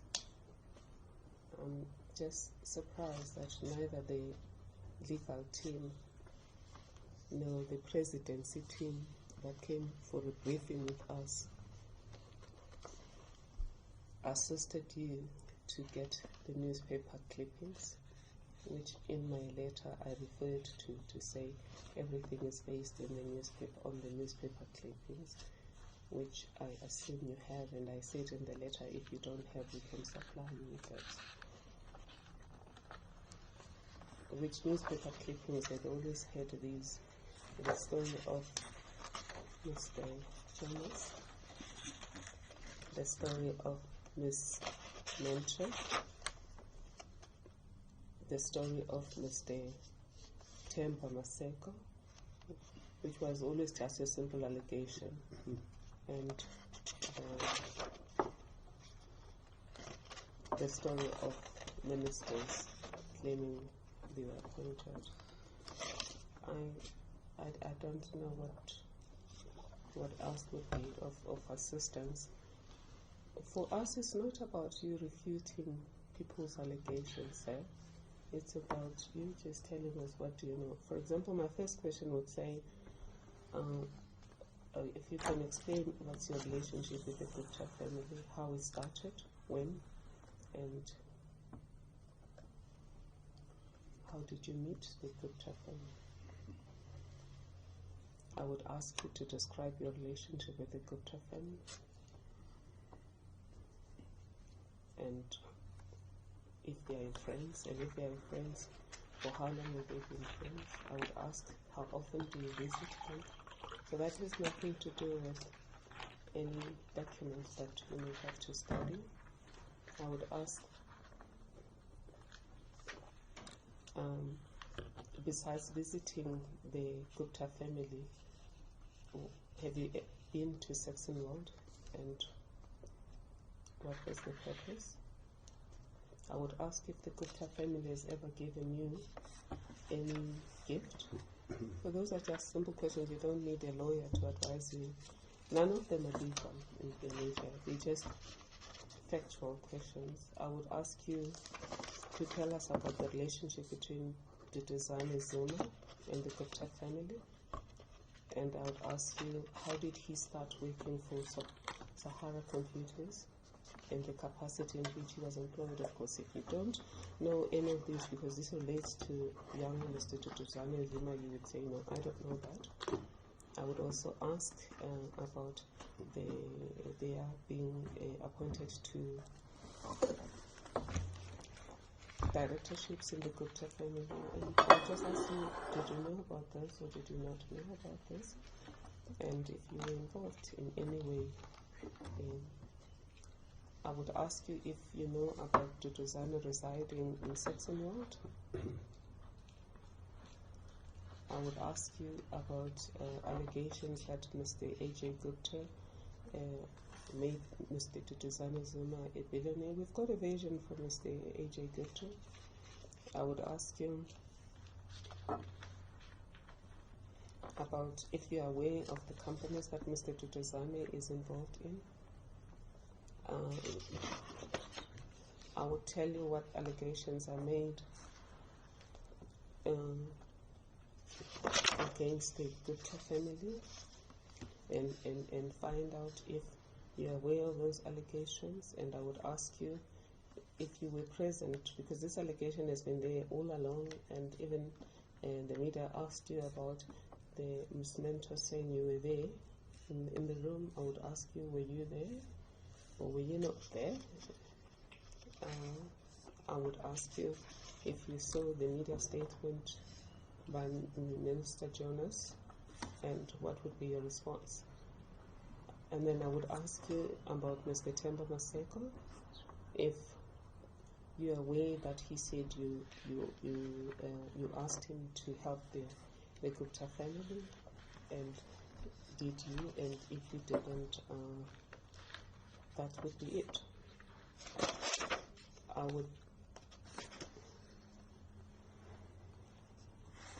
I would ask you about Mr. Malema alleging that Mr. Fikile Mbalula said he heard he was going to be a sports minister from the media, if you know anything about that. I would ask you if you know about ministers that have visited the Gupta residence, and if you know about such visits, and if you have been concerned about it. I would ask you about an allegation that one of your wives was assisted to get allegation in waterproof by the Gupta family, and if you are aware of that. So those simple questions, nothing really out of the ordinary. I would ask you why you removed Minister Nene, that you've told the world, just I would want it on the record. Why you removed Minister Nene. I would ask you why you appointed Mr. Desvan Royen. I would ask you why you removed Mr. Van Royen. And those information about, then I would ask you about your responsibilities under the Executive Ethics Act, which is conflict of interest and things like that. And then I would ask you if you've ever considered that your son's relationship with the Gupta family and your alleged friendship might pose a conflict of interest. But that would depend on what was the answer earlier. And depending on whether you confirmed that there was a relationship or not, this question would arise. So they're just factual questions, really nothing legal. No legal questions. It's an inquisitorial thing, which, with or without a Section 7(9), I would have asked you these questions about. And I would ask you about declarations, because we've looked at your declarations, and just on the declarations, there's really one of the issue of the house only, and then there's the issue of the owner of this other house, who is the owner. It's just really simple things, and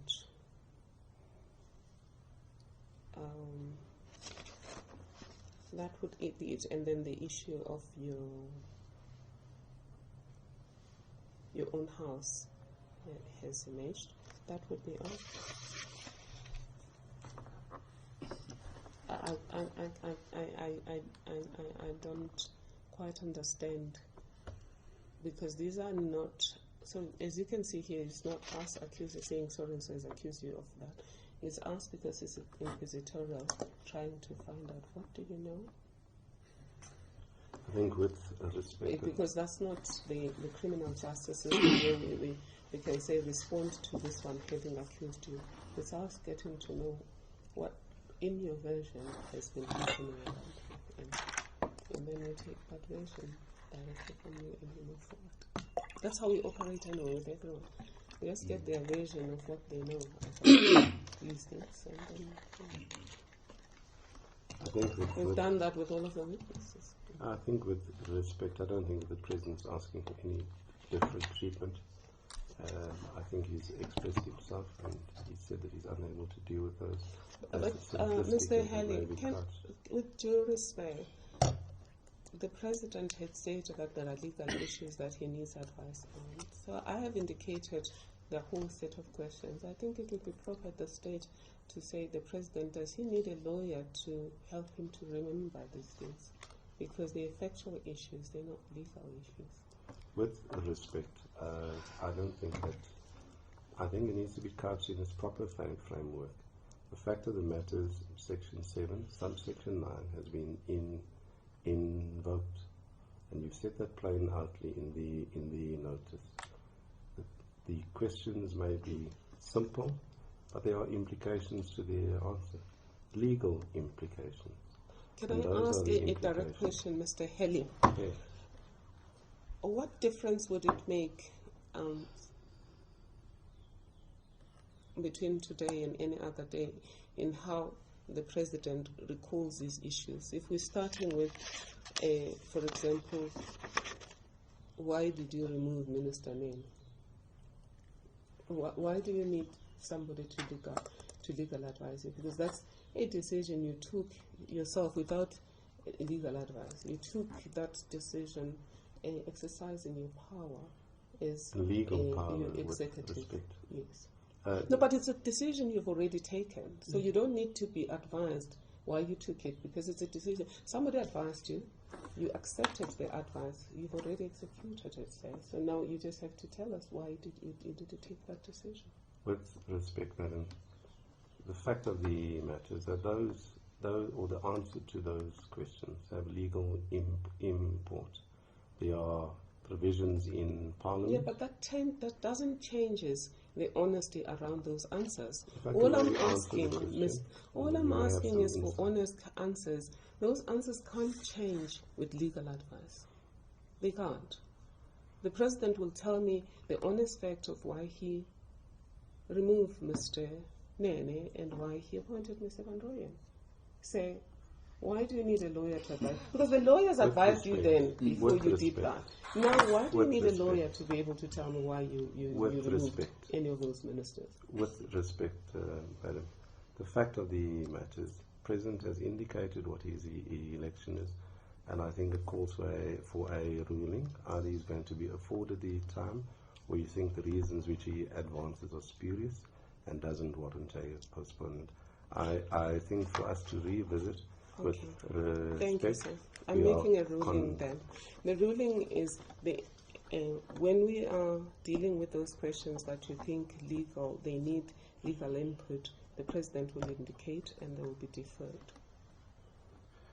Well, the President has indicated, sorry if I might Because he respond. wasn't, but the President hasn't spoken, Mr. Haley, after I have indicated to him the nature of the questions, but they're really about the historical facts coming to this. There's very few issues here that relate to specific allegations. And I am suggesting that the way forward is the President would answer those questions that are easy to answer, and those not need legal advice, then the President can then say, no, this one I don't have an answer right now, we are going to provide you with an answer. And that for example, was an approach that was taken by by virtually everyone. And in some cases, they didn't remember the date on which things were happening. They knew exactly what they did, because all of this is about what you did and what you didn't do, and you don't need. May I then venture then to ask, those questions which the President cannot answer, how would they then be dealt with? You can choose two things. One would be to make written representations. The other one is the request that has been made by the President that we agree on a mutually agreeable date that we resume these proceedings and deal with those issues, which I believe would be fewer than, May I then- because some of them are just run-of-the-mill questions, really. May Like, what's your relationship with the Gupta family? It's a run-of-the-mill question that May I- doesn't require legal input. No, but in terms of the context of which other persons have stated that relationship is an undue one, we would have to give consideration to the answer. Not that it changes the answer, but it's framed in a particular manner which gives consideration to the import of what the President's duties are, which gives import into the allegations that have been made, where he's been properly advised. And with respect, the request is that there can be no distinction made between simplistic answers and answers which are a bit more complex. They all fit into the inquiry which the Public Protector is conducting at the moment. And in my submission, if the Public Protector is willing to grant a postponement in respect of certain sort of questions, the balance of convenience, in my view, given the fact that the President has stated he's been unable to traverse any of the questions, the first time that he will hear them is when you mark them, the balance of convenience and fairness would dictate that at that later opportunity he deal with the full gamut of all the questions. I'm sorry, Minded as Mr. he- Kelly, I have made a ruling. We will proceed unless the President refuses. Because even before Section 79, I had a duty to ask the President. I presented that opportunity, and the President said his understanding was that it wasn't necessary to answer, but allegation had already been made in the media, and he made a choice not to respond to those allegations. With due respect, sir, my view is that we'll proceed. Maybe we should wait for the President to enter. And of course it will go up to the President, but the ruling I'm making is you will pick up the ones that you think need further discussion, and we will then defer them. That then reduces the workload in terms of what we need to do going forward. I think that it's been palpably clear that that's not the way that we would like to deal with it. Of course, I do understand, and you are in the record. And that's all I can offer you, is that we'll give you a copy of the recordings and the reasons I've given for why I don't think the President should be given further time to reflect on these matters.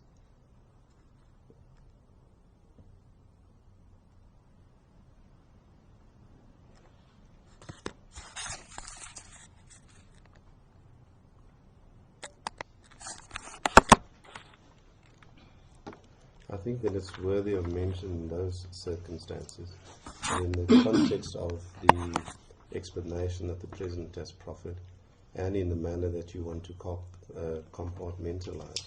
The President has expressed his clear intention not to answer any of the questions, and to ask that all the questions be deferred to a later date.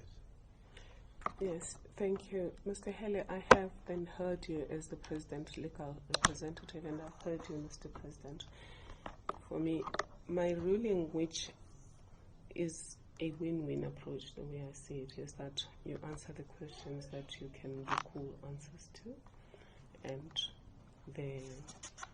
the ones that you don't recall answers to and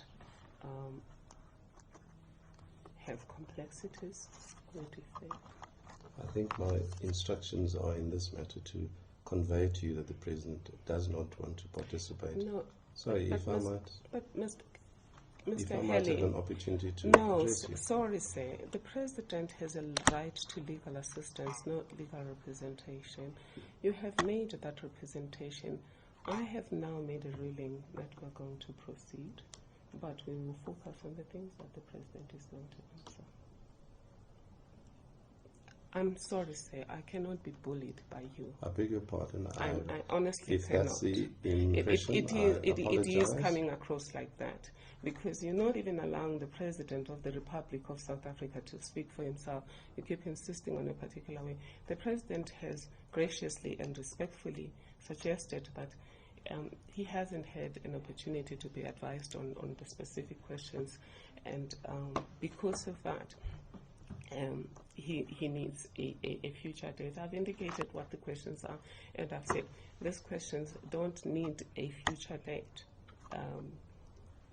But should we come across one that the President thinks he cannot answer now, I'm willing to skip that one. We then can agree as a team here about when then can we meet.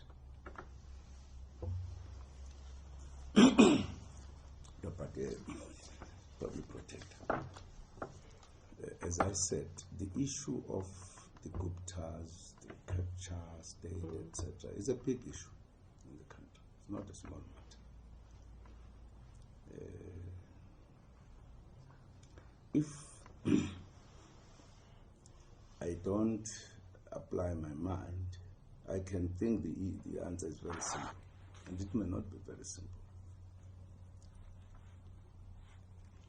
If it was just a matter, any other matter, I would say, no, perhaps it's an easy matter. As you say, I've answered some of these questions in public. Yes, sir. I was answering them to the journalists, not the public protector, who must, at the end, make a finding. I've answered the many issue, gave a long answer as to what is it that happened, as well as the appointment of Van Rooyen. But these matters, as you know, Van Rooyen's appointment raise emotions in the country.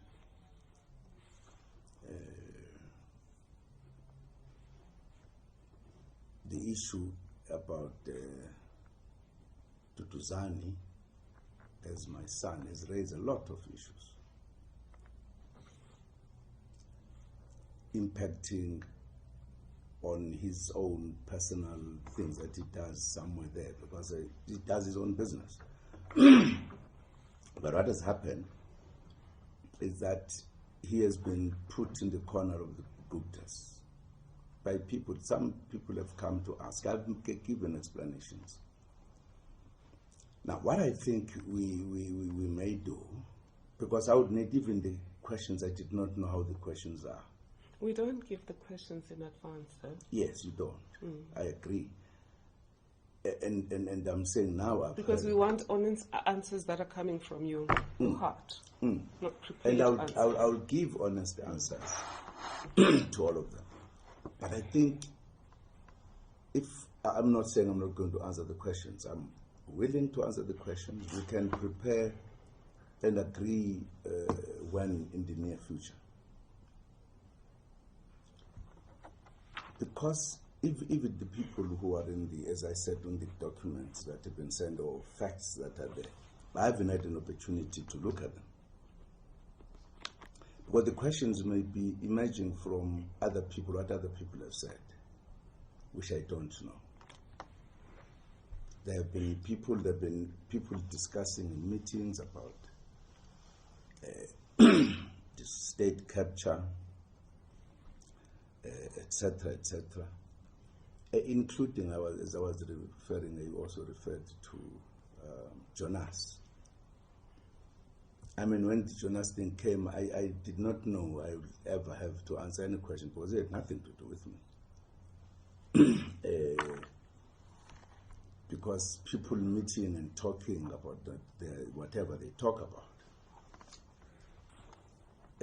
And I would have thought that the matters get to those people, deal with them, and the matter is over.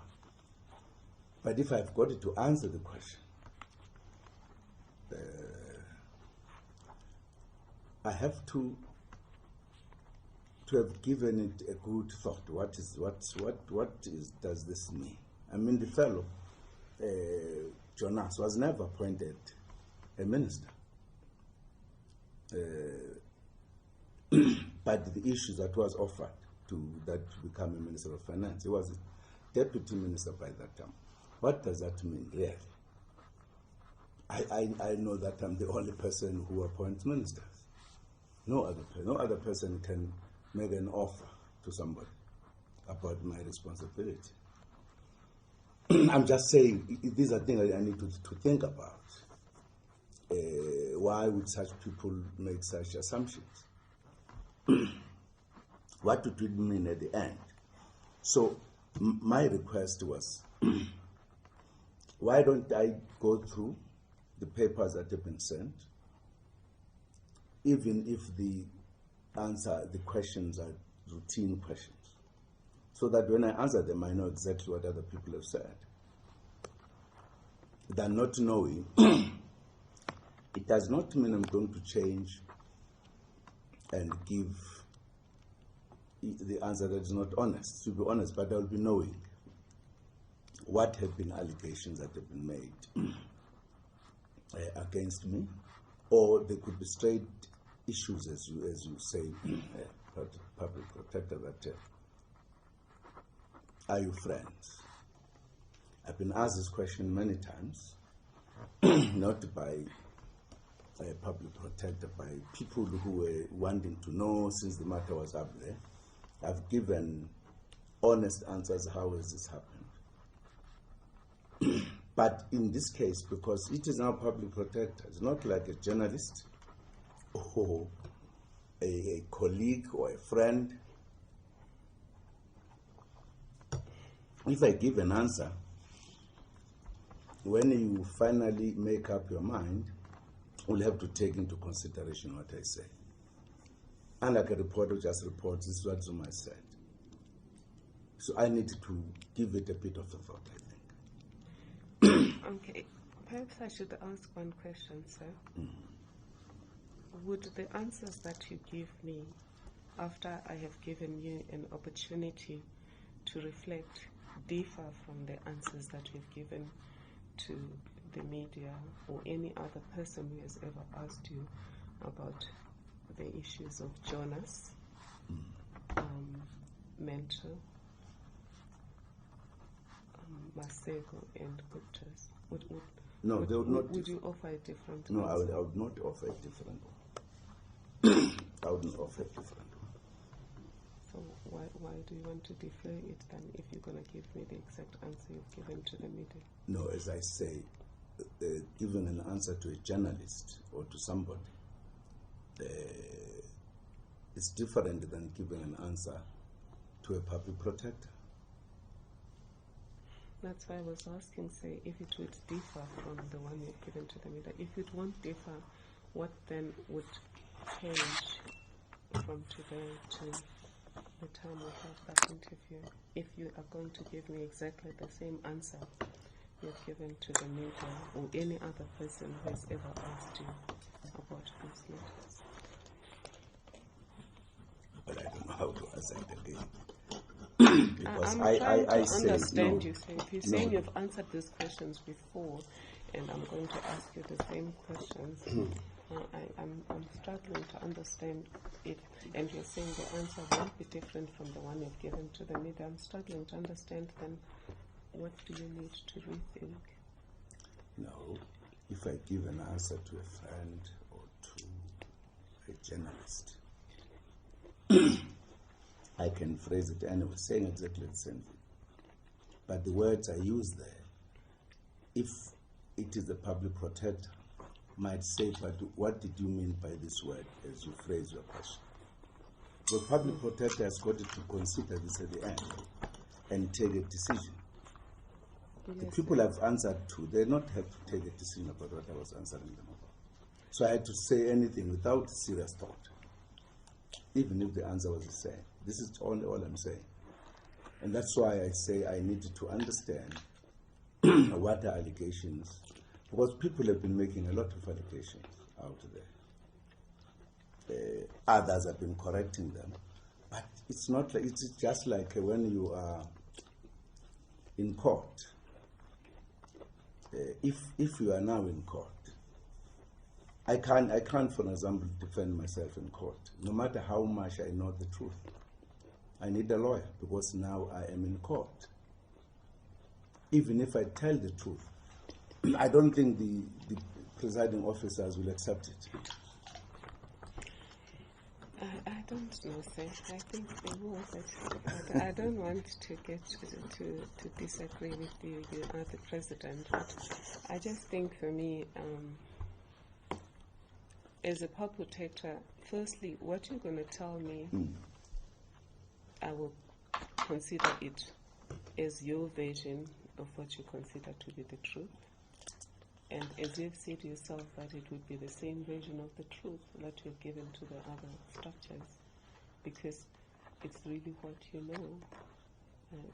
There's no other knowledge you have other than the knowledge you have. It shouldn't change. I'm battling, Mr. President, with. I know that your legal representative feels very strongly that you should only answer after this meeting has been deferred. I'm battling because these allegations have been made. But maybe before, I had already made a ruling that for me as a presiding officer at this stage, I've made a ruling that we proceed. But having said that, let me hear you about then if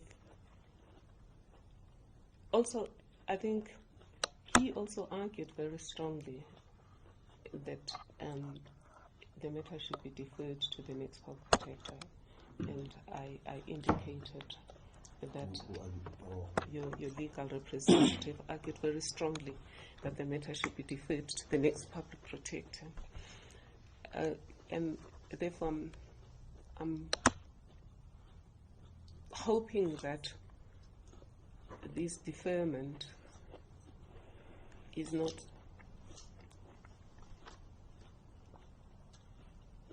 making it inevitable for us to arrive at any conclusion right now.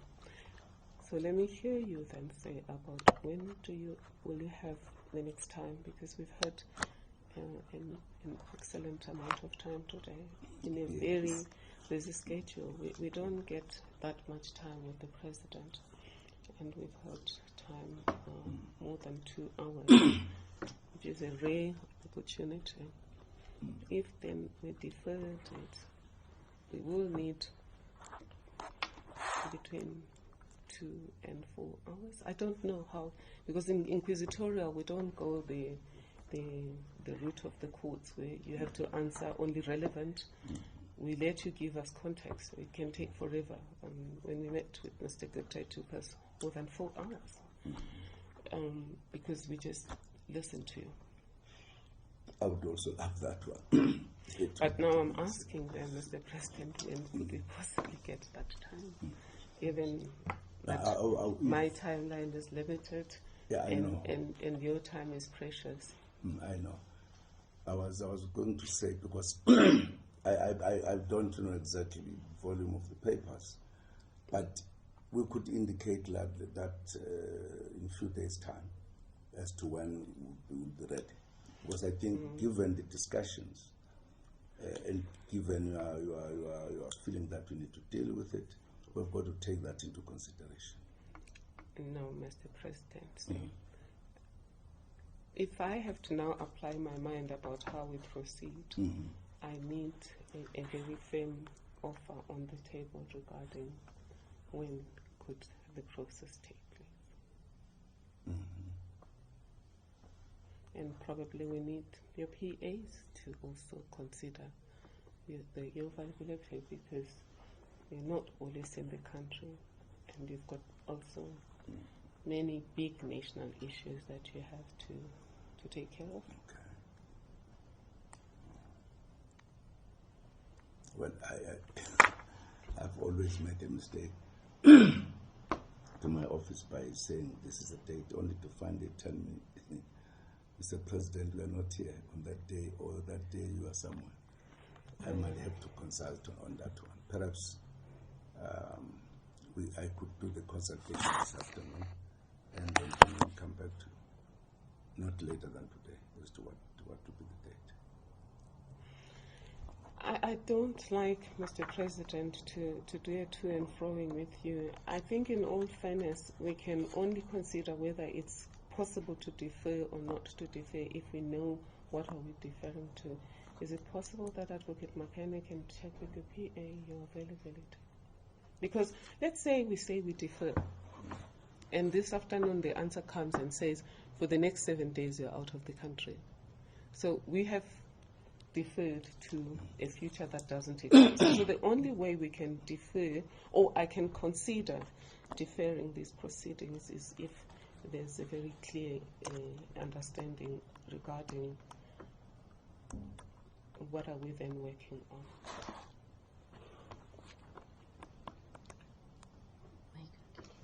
May I make a suggestion? That we stand down and we consult with the Chief of Staff and see whether that process, Mr. President, is in fact possible.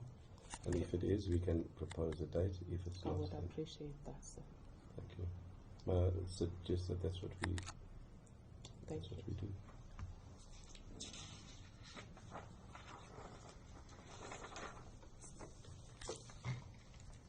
If just before I go, Yes.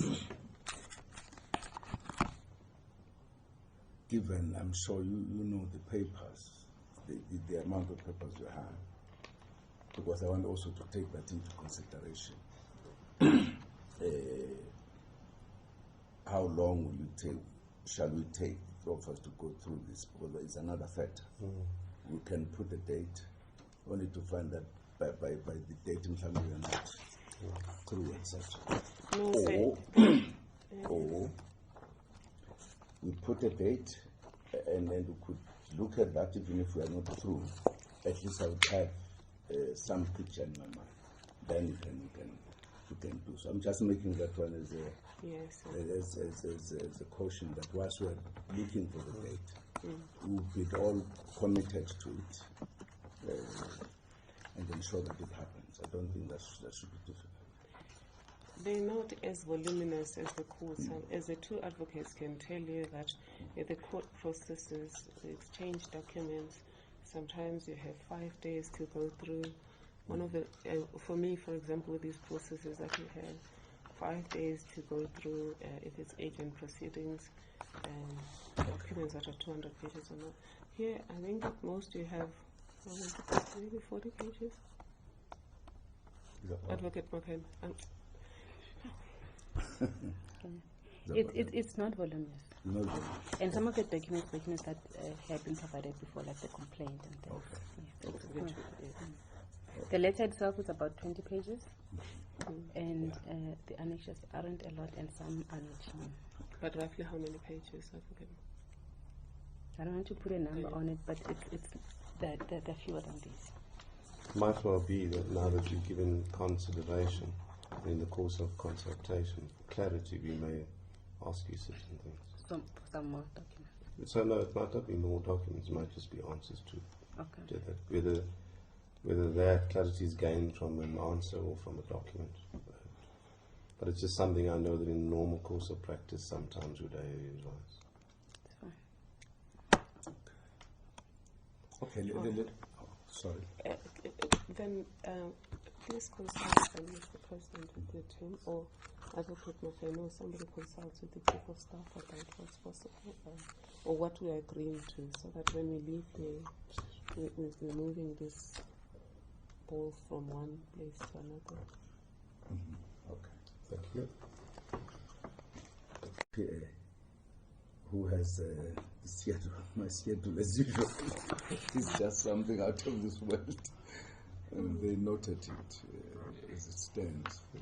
So if I can maybe take you through the schedule. The present for tomorrow, which is the 7th, as a Namibian bi-national, and the reason why we're going through the schedule, just so that you can appreciate some of the sort of challenges that we have in fixing a time. So on the 7th is a Namibian bi-national, with the president. Bi-national, that is the two countries meet. Between. The delegation that side is led by the president to discuss a structured arrangement between the two countries. The 8th and the 9th is the Matumela engagement in Greytown. The 8th and the 9th being Saturday and Sunday. The 10th, which would be Monday, the President has his weekly obligations at Thuli House as President of the ANC. He leaves that evening at 1800 hours to Nairobi for a state visit in Kenya. That state visit is conducted on the 11th and 12th. He returns late in the afternoon on the 12th. I think the scheduled time they've given is about 1800 hours. The 13th, he has obligations, which will be Thursday, but that is the date that he would be able to reschedule because of the nature of the engagements being local, or they being local participants. Just to give some insight, we would like the benefit of consulting with him on Monday late afternoon, evening, before he departs to Nairobi. So the suggested date would be Thursday the 13th. And obviously one is ever so mindful that it's your last week, Madam Public Prosecutor, when you would be in or holding that position. And it's really why we go through this schedule, is just to demonstrate that. But for one, there are international engagements which otherwise wouldn't be able to. But we lay the schedule bare for you so that you can give some consideration or a revision if necessary. Thank you, Mr. President, and thank you, Mr. Halley. Basically, it means then, Mr. President, we are not able to reschedule because there would be no point in meeting on the 13th. I would not be able to apply my mind because the 14th is my last day. it means then we're back to square one, today being the only day we can have this conversation.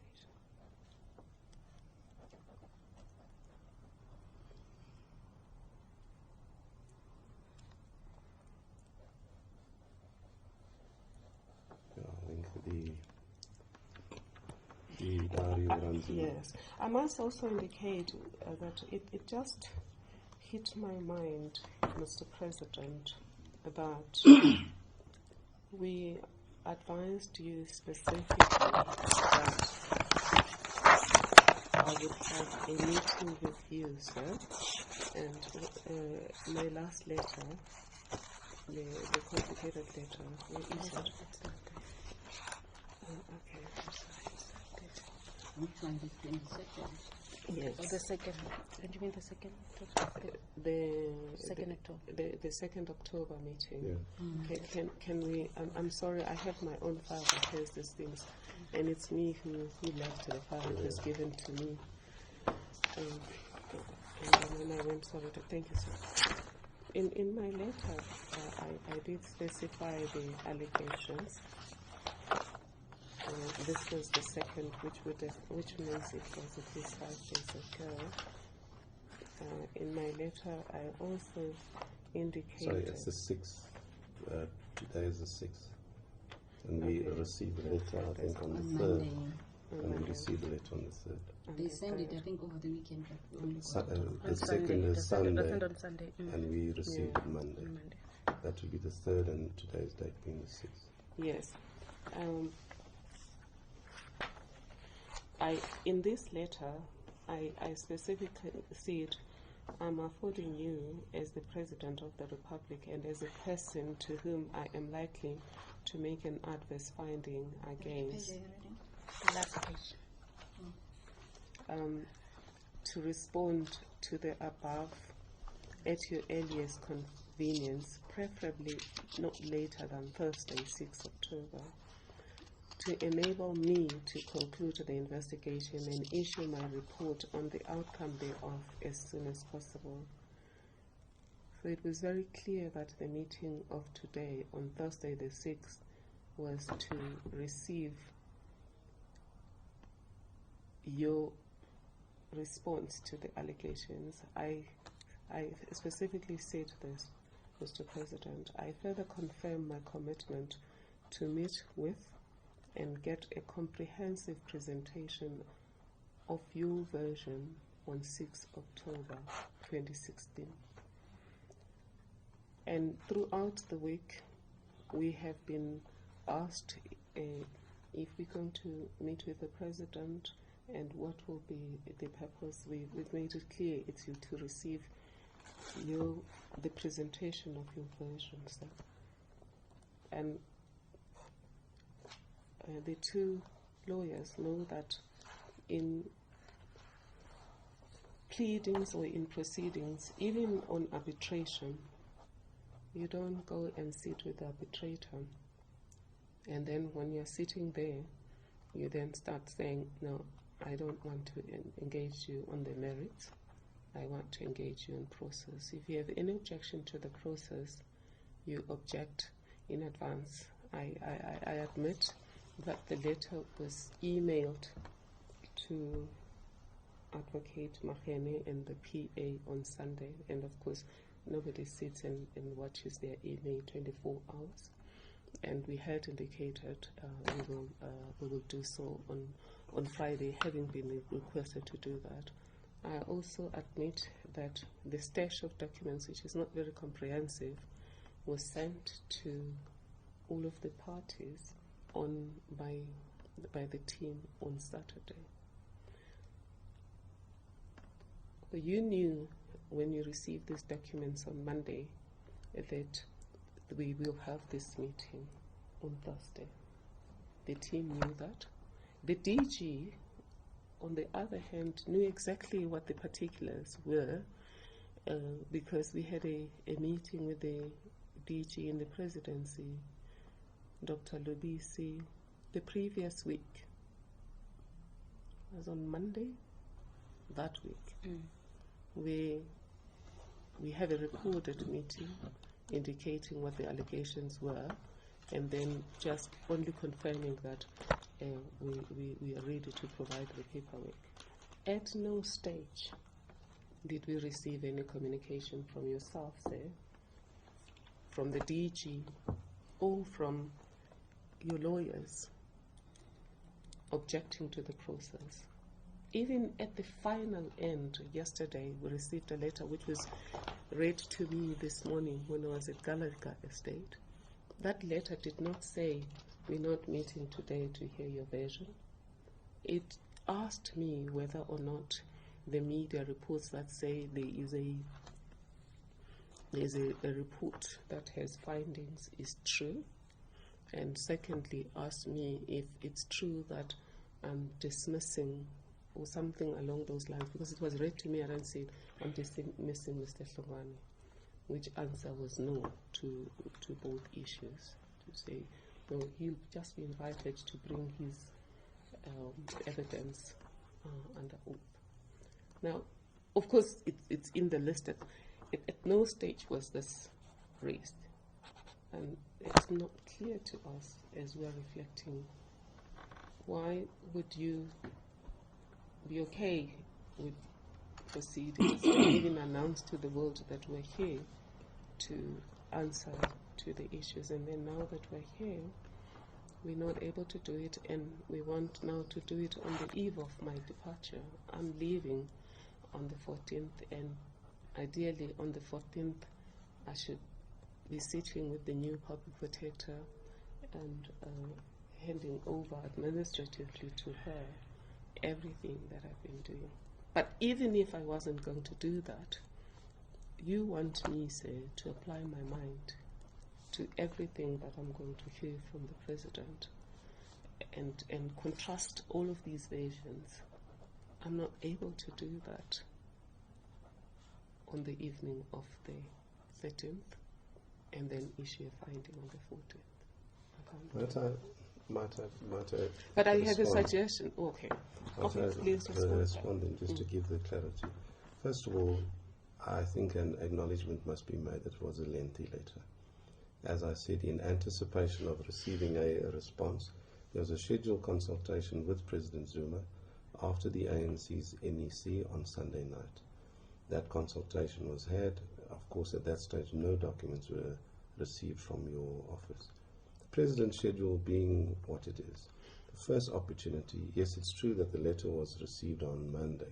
First opportunity we had again to consult was yesterday. And at that stage... Was that before or after that the letter of yesterday was issued? That would have been... No, that was a brief letter. It was a brief letter. I'm asking though, when you consulted with President Zuma... It was after the letter. Was it before or after you It was issued after the letter. letter? It was after the letter. So the only opportunity we had... So who issued that letter then, on whose instructions, if it wasn't on the instructions of President Zuma? It was on President Zuma's instructions. A telephonic consultation was had to say this is the matter that concerns us, this is the matter that we want clarity on. I then met with the DG on the date that the letter was issued.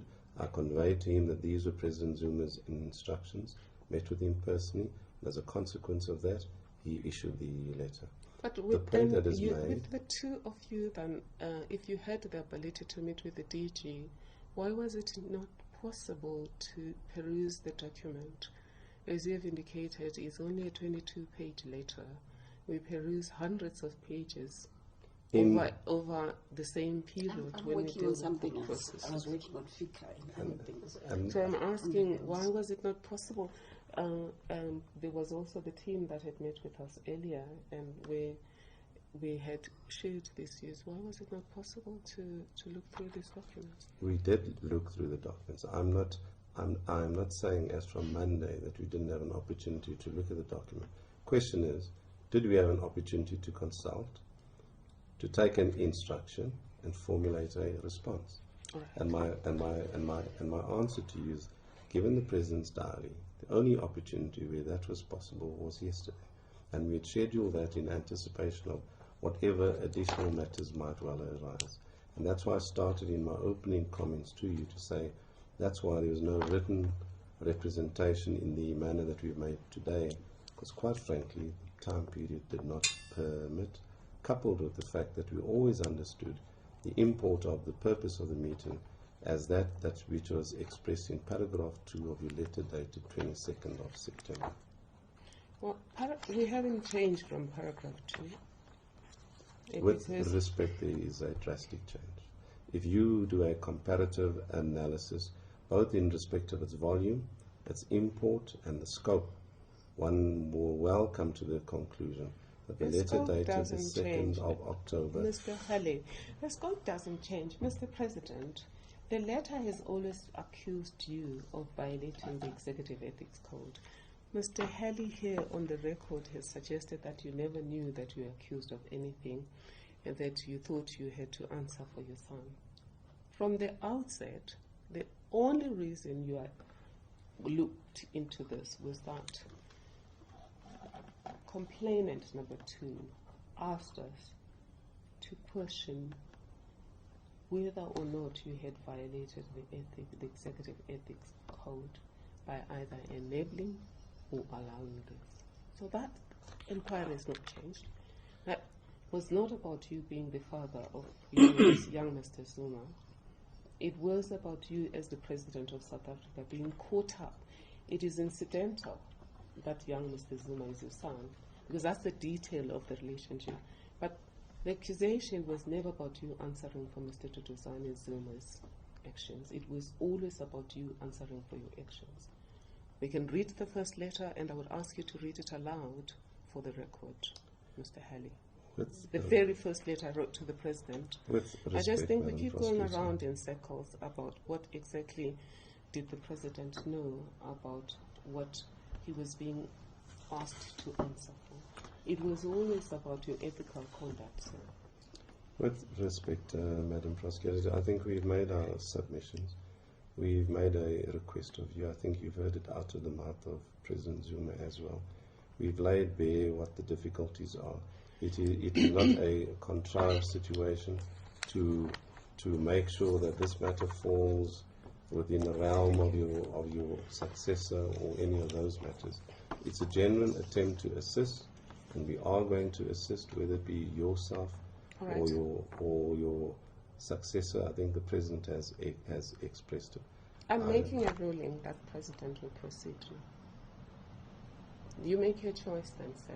If you want to proceed, you can proceed. If you choose not to proceed, I will proceed then with whatever information I have. Because honestly, sir, I think you've been given an ample opportunity to assist me with this investigation.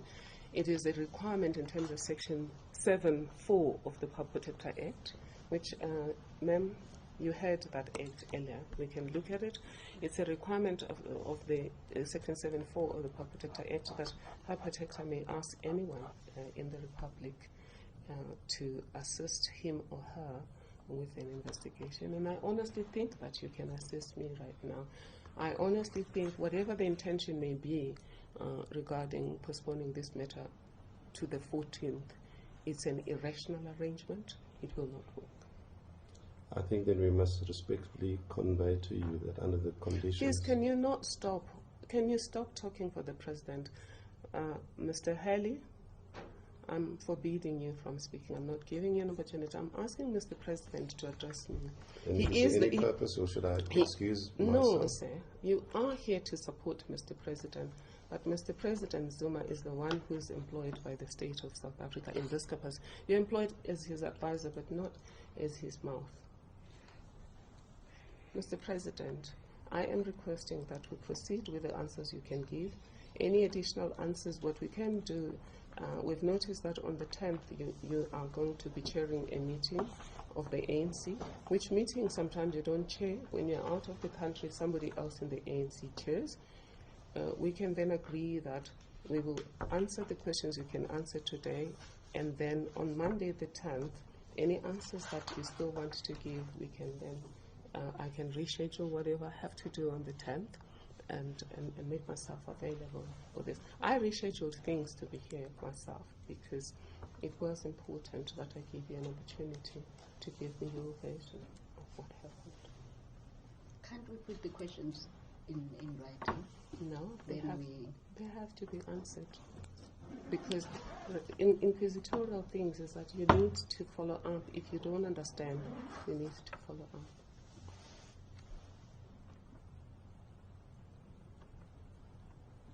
But really, I have read them on the record. There's simple questions such as, and the President has said he has answered these questions before. And for me, thank you, sir. I had said, we are not having this conversation only in terms of Section 7.4 of the Public Protector Act. You are, Mr. President, required, in terms of Section 7.4 of the Public Protector Act, to assist me. It says, for the purposes of conducting an investigation, the Public Protector may direct any person to submit an affidavit or affirmed declaration, or to appear before him or her to give evidence, or to produce any document in his or her possession or under his or her control which has a bearing on the matter being investigated, and may examine such person. And may examine such person. That's the part where I can examine. Then the second, then B says, the Public Protector or any person duly authorized thereto by him or her may request an explanation from any person whom he or she reasonably suspects of having information which has a bearing on a matter being or to be investigated. The important part is Section 5, because it says the direction referred to in subsection 4A shall be by way of a subpoena containing particulars of the matter in connection with which the person subpoenas is required to appear before the Public Protector, and shall be signed by the Public Protector or the person subpoenaed. And then subsection 6 says, the Public Protector may require any person appearing as a witness before him or her to give evidence under oath. And then, so that's it.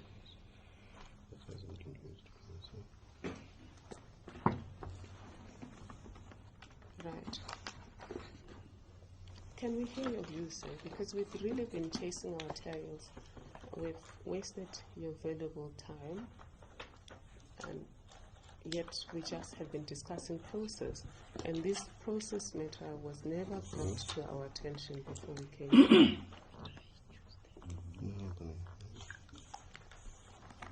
I have read the questions to you, Mr. President, and you can apply your mind. I've just asked you to explain your relationship with the Gupta family and things like that.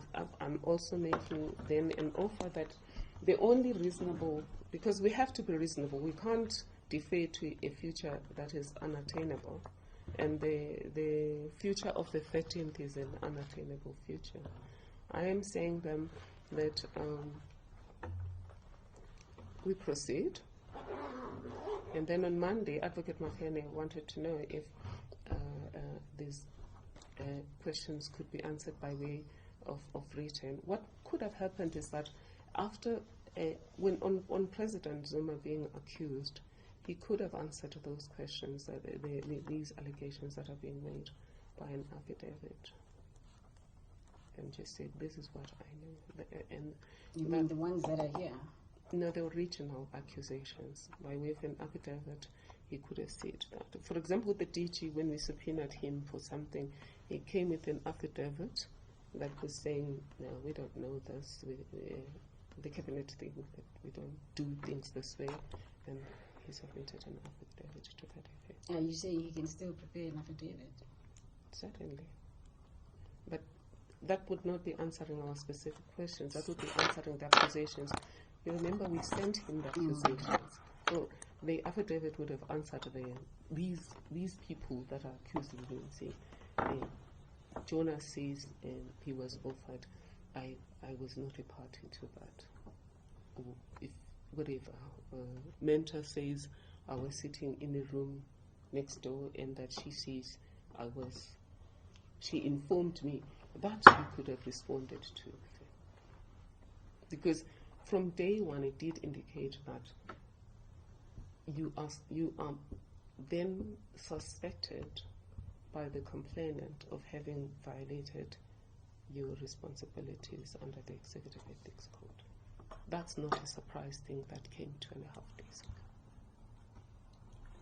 But can't we, in order to try and accommodate the timelines that we have, send you an affidavit to respond to the accusations, and then what is left will be specific questions, because you say you can't give them in writing. All right. At least we would have done something, because they will proceed to him helping to respond to the accusations. Send it to you. All right. Let's do so. I still don't want to find myself in a situation where President Zuma has never been given an opportunity to try and get to the bottom of it. And I do believe, Mr. President, it's important to have a lengthy discussion. And I know that because I did have a lengthy discussion with one of the people who are implicated. It gives you their own context of the world, and because from where I'm sitting, I've not been in any of these places, so I have no idea what happened. We decide on, as you know, on the balance of probabilities, what we think happened, and we move. But to do that, it can't be done purely on written evidence. You need an opportunity to say, but if you're saying this, how does it tally with that? If I don't do that, I take your cardboard statement against somebody who's had an opportunity to give me context to theirs. I then weigh those. I may need more text. That's why they have a hearing ordinarily. Even in inquisitorial hearings, you have a hearing. So this is what I still am suggesting, Mr. President, that maybe you get your deputy to chair Monday's meeting. In that way, we'll meet ourselves halfway. Your deputy to chair Monday's meeting. Because when you're out of the country, your deputy or somebody else do chair those meetings. Sometimes both of you are out of the country, and certainly some other leader. Mondays. Pardon? Mondays. No, but there's been times when the president is out of the country on a Monday. It is after the meetings. I'm just saying, Gwede doesn't want anyone to disturb him. That's his time. Yeah, but Mr. Mantashe will have to appreciate that I'm trying to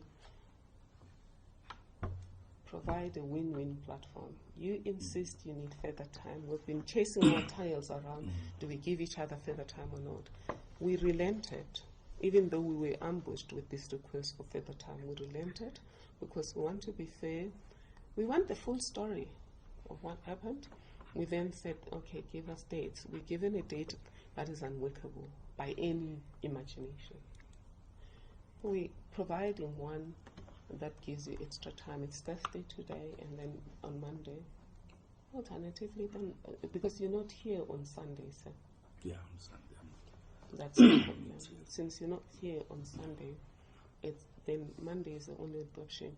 Maybe you could chair the meeting part of it on Monday, and then half of the day we do this. It's just trying to assist each other.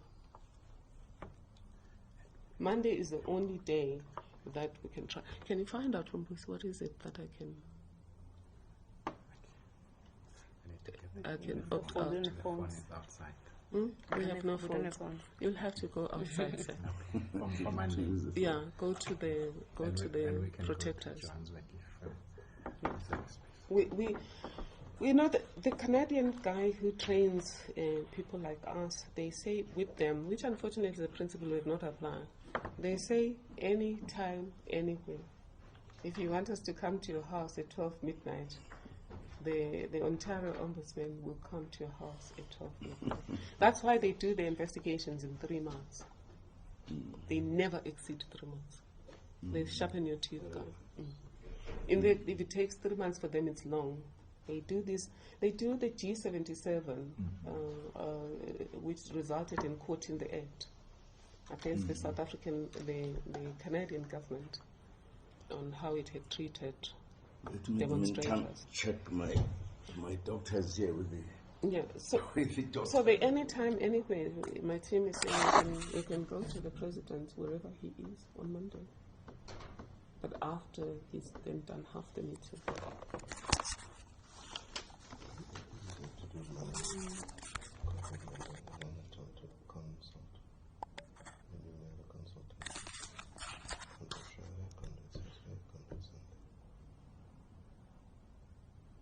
So what about you? You are employed full time. Aren't you able to consult Yeah, with him? but I'm booked for a operation. Sorry, when what's wrong? Actually taking leave from tomorrow. Shana could tell that you're not feeling well. Just that you yourself. Because sometimes our work is too much. No. It's gonna be fine. Is it one of those one day in the Should I pause? operated home? Should I pause? Yes, because I think it's been fair. Even though this whole procedural issue has been an ambush question, Mr. Halley is saying we were ambushed with the procedural issue because the document was a lengthy one. But it had been seen, and everyone announced to the media that we're here to answer questions today. And we show up here, having cancelled everything for today, there are no questions being answered. So I'm just saying, in all fairness, we have tried to meet you halfway, Mr. President. After a whole day squandered discussing procedure, we are then saying, let's meet you other halfway. So what I'm putting then on the table, I heard you whisper that you have another 30 minutes. You need to go 20 minutes. Yeah. Which obviously we've eaten 4 hours of your time as the president of our country, taking care of all of our lives. We've eaten 4 hours of your time discussing procedure. That 4 hours could well have been used to discuss these issues, and that 4 hours could well have been used to then identify what leftovers could be dealt with elsewhere.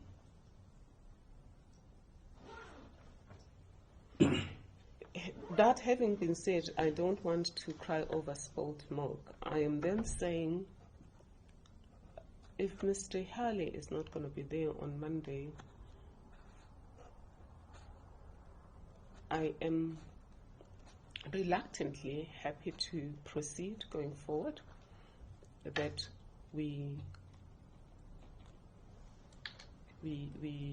go on to the meeting on Monday. I am going to say, although this is not our procedure, but because we are now trying to facilitate the process, which basically gives you different treatment, but what can we do? We're just trying to, from our side, to play fair, to play as responsive as possible. We will give these questions. You can go and print out those questions and give them to President Zuma. And then you can give him this whole document. Is that okay? Advocate Ghanaian? Should we give President this whole document? Is there any problem? Or should we just give him the questions? With your call. I don't know. It's your call. You asked whether you should give just this? Yeah, that's okay. So, outside procedure, we'll give you this document. You have, we still are open, or we still insist that we'll meet on Monday, that then we'll be given this document at least maybe a night before then, or at least a couple of hours before we have a meeting. We've given your response at least in time for us to make sense of your response, and if we need further particulars, because the idea is just to deepen our understanding of your answer. Because when I ask you something, you give me an answer, then I ask, is this what you mean? And then I ask, what about this? Which is not possible to a letter, otherwise then you have to write each other letters Is that possible to move forward? That's granting a wish. Advocate Maka. Micah? That we then ask you to give us an affidavit answering these questions at the latest. I would love it done by Sunday night. But Sunday. yeah, but if it's not possible, then Monday morning. Then after meeting with the ANC, we can then have a session on Monday. Have we heard from the CC? Yeah, it's fine. I can meet with him in the morning. I know it takes long, but I can leave you in charge of that one. Yeah, we'll work out our own schedule. We do have something, and but we will find a way. And we are agreeing that we will follow you wherever you want. If you want at your house, we can meet you at your house. If you want, I don't think literally house is ideal, but we're in your hands. We don't want a spectacle. We just want a private conversation. We are then suggesting, since Mr. Halley is not going to be there, you retain a lawyer of your wish, with the advice of Mr. Halley, who will be there to advise, since Advocate Makane is not going to be there. That's the best accommodation I can make. Remember, a lawyer, Mr. Halley, would have assisted with answering these questions. Now just a question of, I can't interview the president all by himself. In fact, that's part of the reason. If you look at the security and comfort, a lot of stuff that was discussed at that meeting is not in the report, because I met you alone. And that's why we've insisted this time that we meet you with your lawyers, because as you have said yourself, you need a lawyer to say, maybe if you've explained something in a manner that it doesn't really work well for the lawyer to clarify it and put it in context. Or if I ask a question that your lawyer thinks it is not proper, your lawyer should then stop me from asking that question. I think the president would be comfortable with one of us present. Yeah, but let's work with the system and colleagues. I'm sure we could discuss it. Thank you, sir. Discuss. So do we have a deal then that we'll get a time from you for Monday? But can we make a deal that we'll get the report at least on Monday morning, and there is an affidavit on Monday morning? Because I can't agree, because tomorrow I'm not here at all. I don't know when If you allow me to speak again, Madam Prosecutor, I was saying to my colleague, which you overheard, Madam Protector, beg your pardon. for the next 7 days. I It's think 6. what I was saying to my actual colleague is that also not because of my availability, because of the President's non-availability, or tomorrow and the next 2 days, we won't have an opportunity to consult with him. I can well make Monday. It's not around my availability. It's whether come Monday we'd have an opportunity to consult, to traverse all the matter, to prepare an affidavit, to send it off to you, and to have the President in a state of readiness where, ethically, I can say without any contradiction that I know that I've exercised my best endeavors for the President to, so that whatever the outcome, whatever your ruling is, I know I haven't failed in my duty.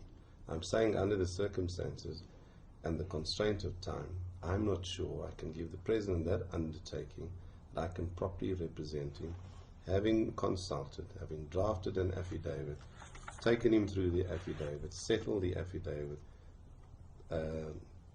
made sure that I have properly precognated him for whatever matters might arise out of those. Those are not, this is not a matter where I'm representing a client who's been accused of having pilfered an apple from the greengrocer. It is a serious matter, and with the weight of that responsibility, I'm saying this: the time that is there.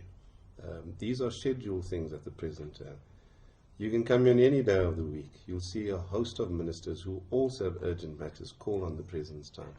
We do not have the monopoly of ousting all of those people and saying, in the context of what we're busy with, your ministry or your obligations don't or need to take second fiddle. I know that this is a serious matter. Mr. Hale, I some of the am- things I you am really say sharing are with you. extremely objectionable. I am not a ministry. I am an administrative oversight body I that has appreciate duly come to this meeting where you advised your client to advise the world that I will be given answers today. So I'm not the one who is changing the game here. You are. He issued a statement, or the presidency issued a statement to say, I'm here to get answers. I have done my best to get those answers. Even people accused of murder, all they need to be told is what they are accused of, and then they are interviewed. Of course, they can take the right to remain silent. But in the case of, for example, employment proceedings, you will know that yourself. In the case of employment proceedings, in a disciplinary inquiry, all you are given is what you're accused of. In the preliminary part of the investigation, you're just supposed to say, what do you know about it? This is nothing different from that, because this is about the President of the Republic of South Africa being the first employer. I don't like the insinuations, sir, and that's why I have to respond to you, because both me and you are going down on a record, and this very record may well go to court tomorrow. And the insinuations you keep making are that I am making exceptions, I am trying to make my institution important. I have played open cards here. The President was given an opportunity from March this year to respond to this or to make a comment. He said he chose not. But already by then, it was clear that one of those three people was suggesting that he had violated the Executive Ethics Code. That's not new, that's not coming today. So say, let's just stop with the innuendos. Let's try to assess each other. Despite the ambush, we've put something on the table. You've put something on the 13th, I'm saying it's not workable. Put something on the 10th where I know it's workable because the President is the President of both the Republic of South Africa and the ANC. Advocate Makene says the SG of the ANC doesn't like anyone chairing those meetings. But what people like, I prefer fish, but there are days when I have to deal with vegetables because they don't have a vegetarian meal. So what we like, we don't always get. So Mr. Mantashe might not get what he likes. What is important to me is that President Zuma has said to me he's not ready to answer here. It would be unfair for me to insist on answering. I ruled that let's proceed, but he came back and made a compelling statement that he honestly feels he shouldn't be pushed to answer today. And then I'm saying, sir, work with me. Give some of your time on Monday. I'm not saying I'm special.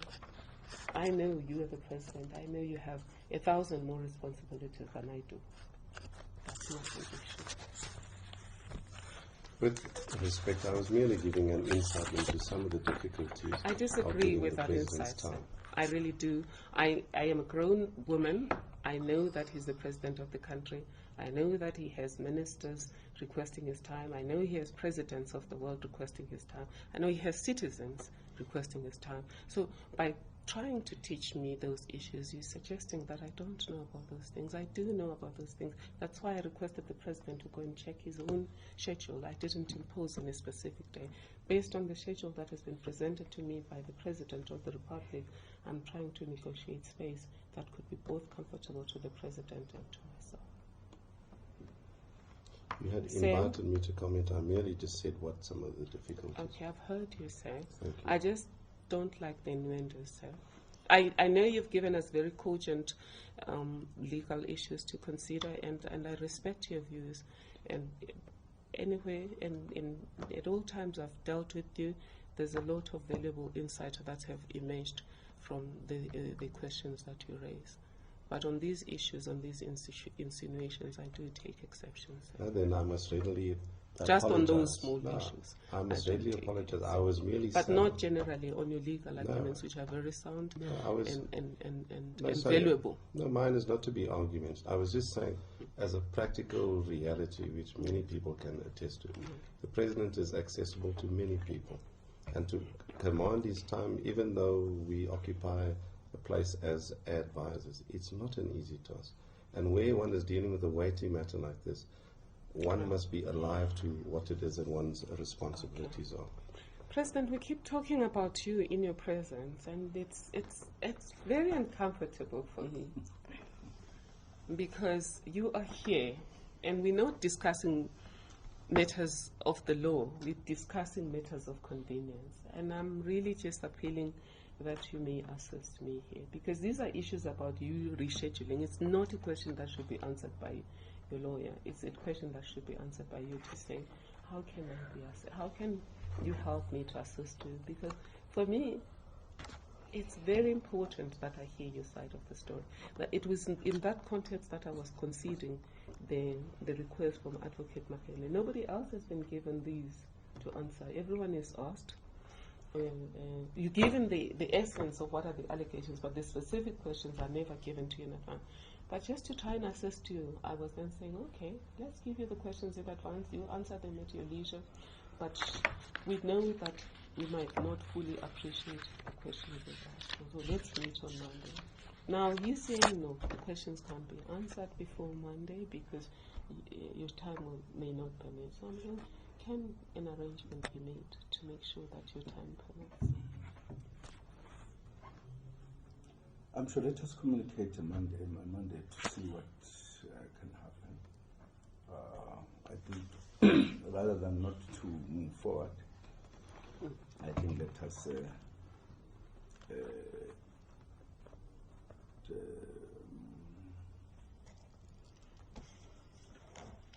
see whether on Monday we can get some time. I think on principle, unless there's anything changing, we could communicate if there's anything changing. What would be left to communicate what time? Okay, so it is going to remain. Thank you, Mr. President. From our side, we are going to give you these questions. Let's leave them now, even though they are not in a neat form. Do you have yours? As manager, Yes, ma'am. I have the questions of us. I have the annexures. I just need to make copies. Okay, can you just write in because on the version there isn't any questions about gifts to or from the foundation. If you can just edit by hand, because I was going to ask. So I don't want again to ask you an ambush question or something. Everything that we're going to ask, is it there? So I just let's. Is this the last page? That's the last page. Okay. Because that came up in the last interview we heard.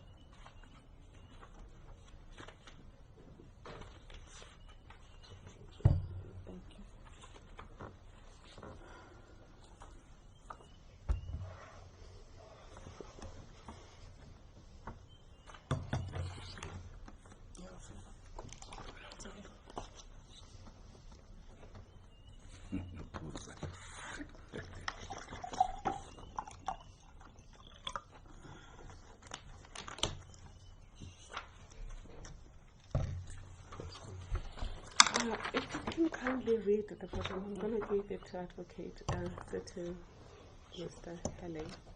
If you can read my hand, I'm just adding that because that's a question that was not there. And it's the last part. It relates to the Jacob Zuma Trust and to the Jacob Zuma Foundation. That's all. So, second one is the Zuma Family Trust. Family Trust. Sorry. I was told that if you write in a manner that people can't read it, it suggests you're educated. And it means Seriously, I learned that from Professor Makoba. Is it that's what the doctors say, that writing in such a way is There are two people who have better handwriting is doctors and lawyers. But I was shocked when Professor Makoba told us. I was the first time when he told us that doctors believe that's a sign of being educated. How can they be so quick? Because they were, he was asking them to stop writing in a scribbling way. Okay. That they should write in a way that they said, no, that's a sign of being illiterate. No, for me it is. I heard the health minister saying that when he questions them and says doctors should write legibly, they say it's what do they say? It's practice. It's the culture of the profession. Yeah, that's where it comes from there, from Professor Makoba. That doctors write in a strange way, and they say that's part of the culture. It makes them look educated. It means I'm in the wrong profession. No, it's not lawyers. I've Now never heard my a lawyer. handwriting is putrid, so that's only. I've never heard a lawyer arguing for it, but I was shocked that anybody could argue it, because we should apologize for an handwriting that can't be read. That's why I was asking you to read it in my presence, No, so that I can sort out my deficiencies right now. But are you clear? That Yes, I am. Thank you very much. Okay. Yes. You're happy with the annexures? So those are the questions and the It's annexes. just the statements. Okay. It's what's All right. annexed, yeah. And you have it in my version behind. You have it's the same list for us. So Yes, because it's mentioned in the annexures. okay. So that's it then. Can I just get some clarity? Is the anticipation that before the time that the President will indicate on Monday, we should give you a affidavit? That would be preferred, because then it would help me too. But even if then it's given 2 hours, because we don't want to waste his time by asking him unuseful questions, because it's supposed to be an earnest exercise that is trying to get his vision as properly as possible. And if we haven't read his affidavit and then we ask him questions, we can't then, or even let's say we don't ask questions that we should be asking, and then we arrive at conclusions. The idea is to make sure that when we finally weigh everything, we put it in one basket, we have all possible versions that need to be considered. And at the end of that process, for example, let's say for whatever reason, I'm not saying we're going to make any finding against you. There should still be any time, if we're thinking that, having heard that version, we still think there might be something wrong that you did. There should be time between that possible thinking and any reports that would come up. Whether it's a final report, whether it's a process report, whatever I am going to end up with. Is that fair to you, sir? Okay, no, it's manageable. I don't want to ask you that question. As a lawyer, we have different training. But I think we have reached a point where, Mr. President, you've been extremely helpful in getting us to then do Monday. Although I had said we would like to get your questions on Monday morning, if that's not possible, let's at least get them at least maybe 2 hours or so before we meet with you, so that we can apply our mind. We can apply our mind to your answers and formulate proper questions Where do they go? Where do we send the You can send to me. affidavit? Do we have it? It should be there before.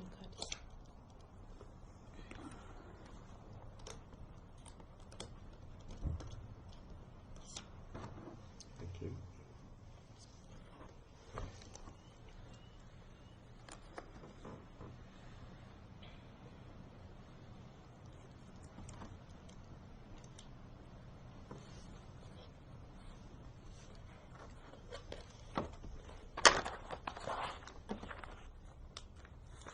Sincerely appreciate it. We're going to leave and thank you sincerely for giving us this opportunity and a huge slice of your very busy life.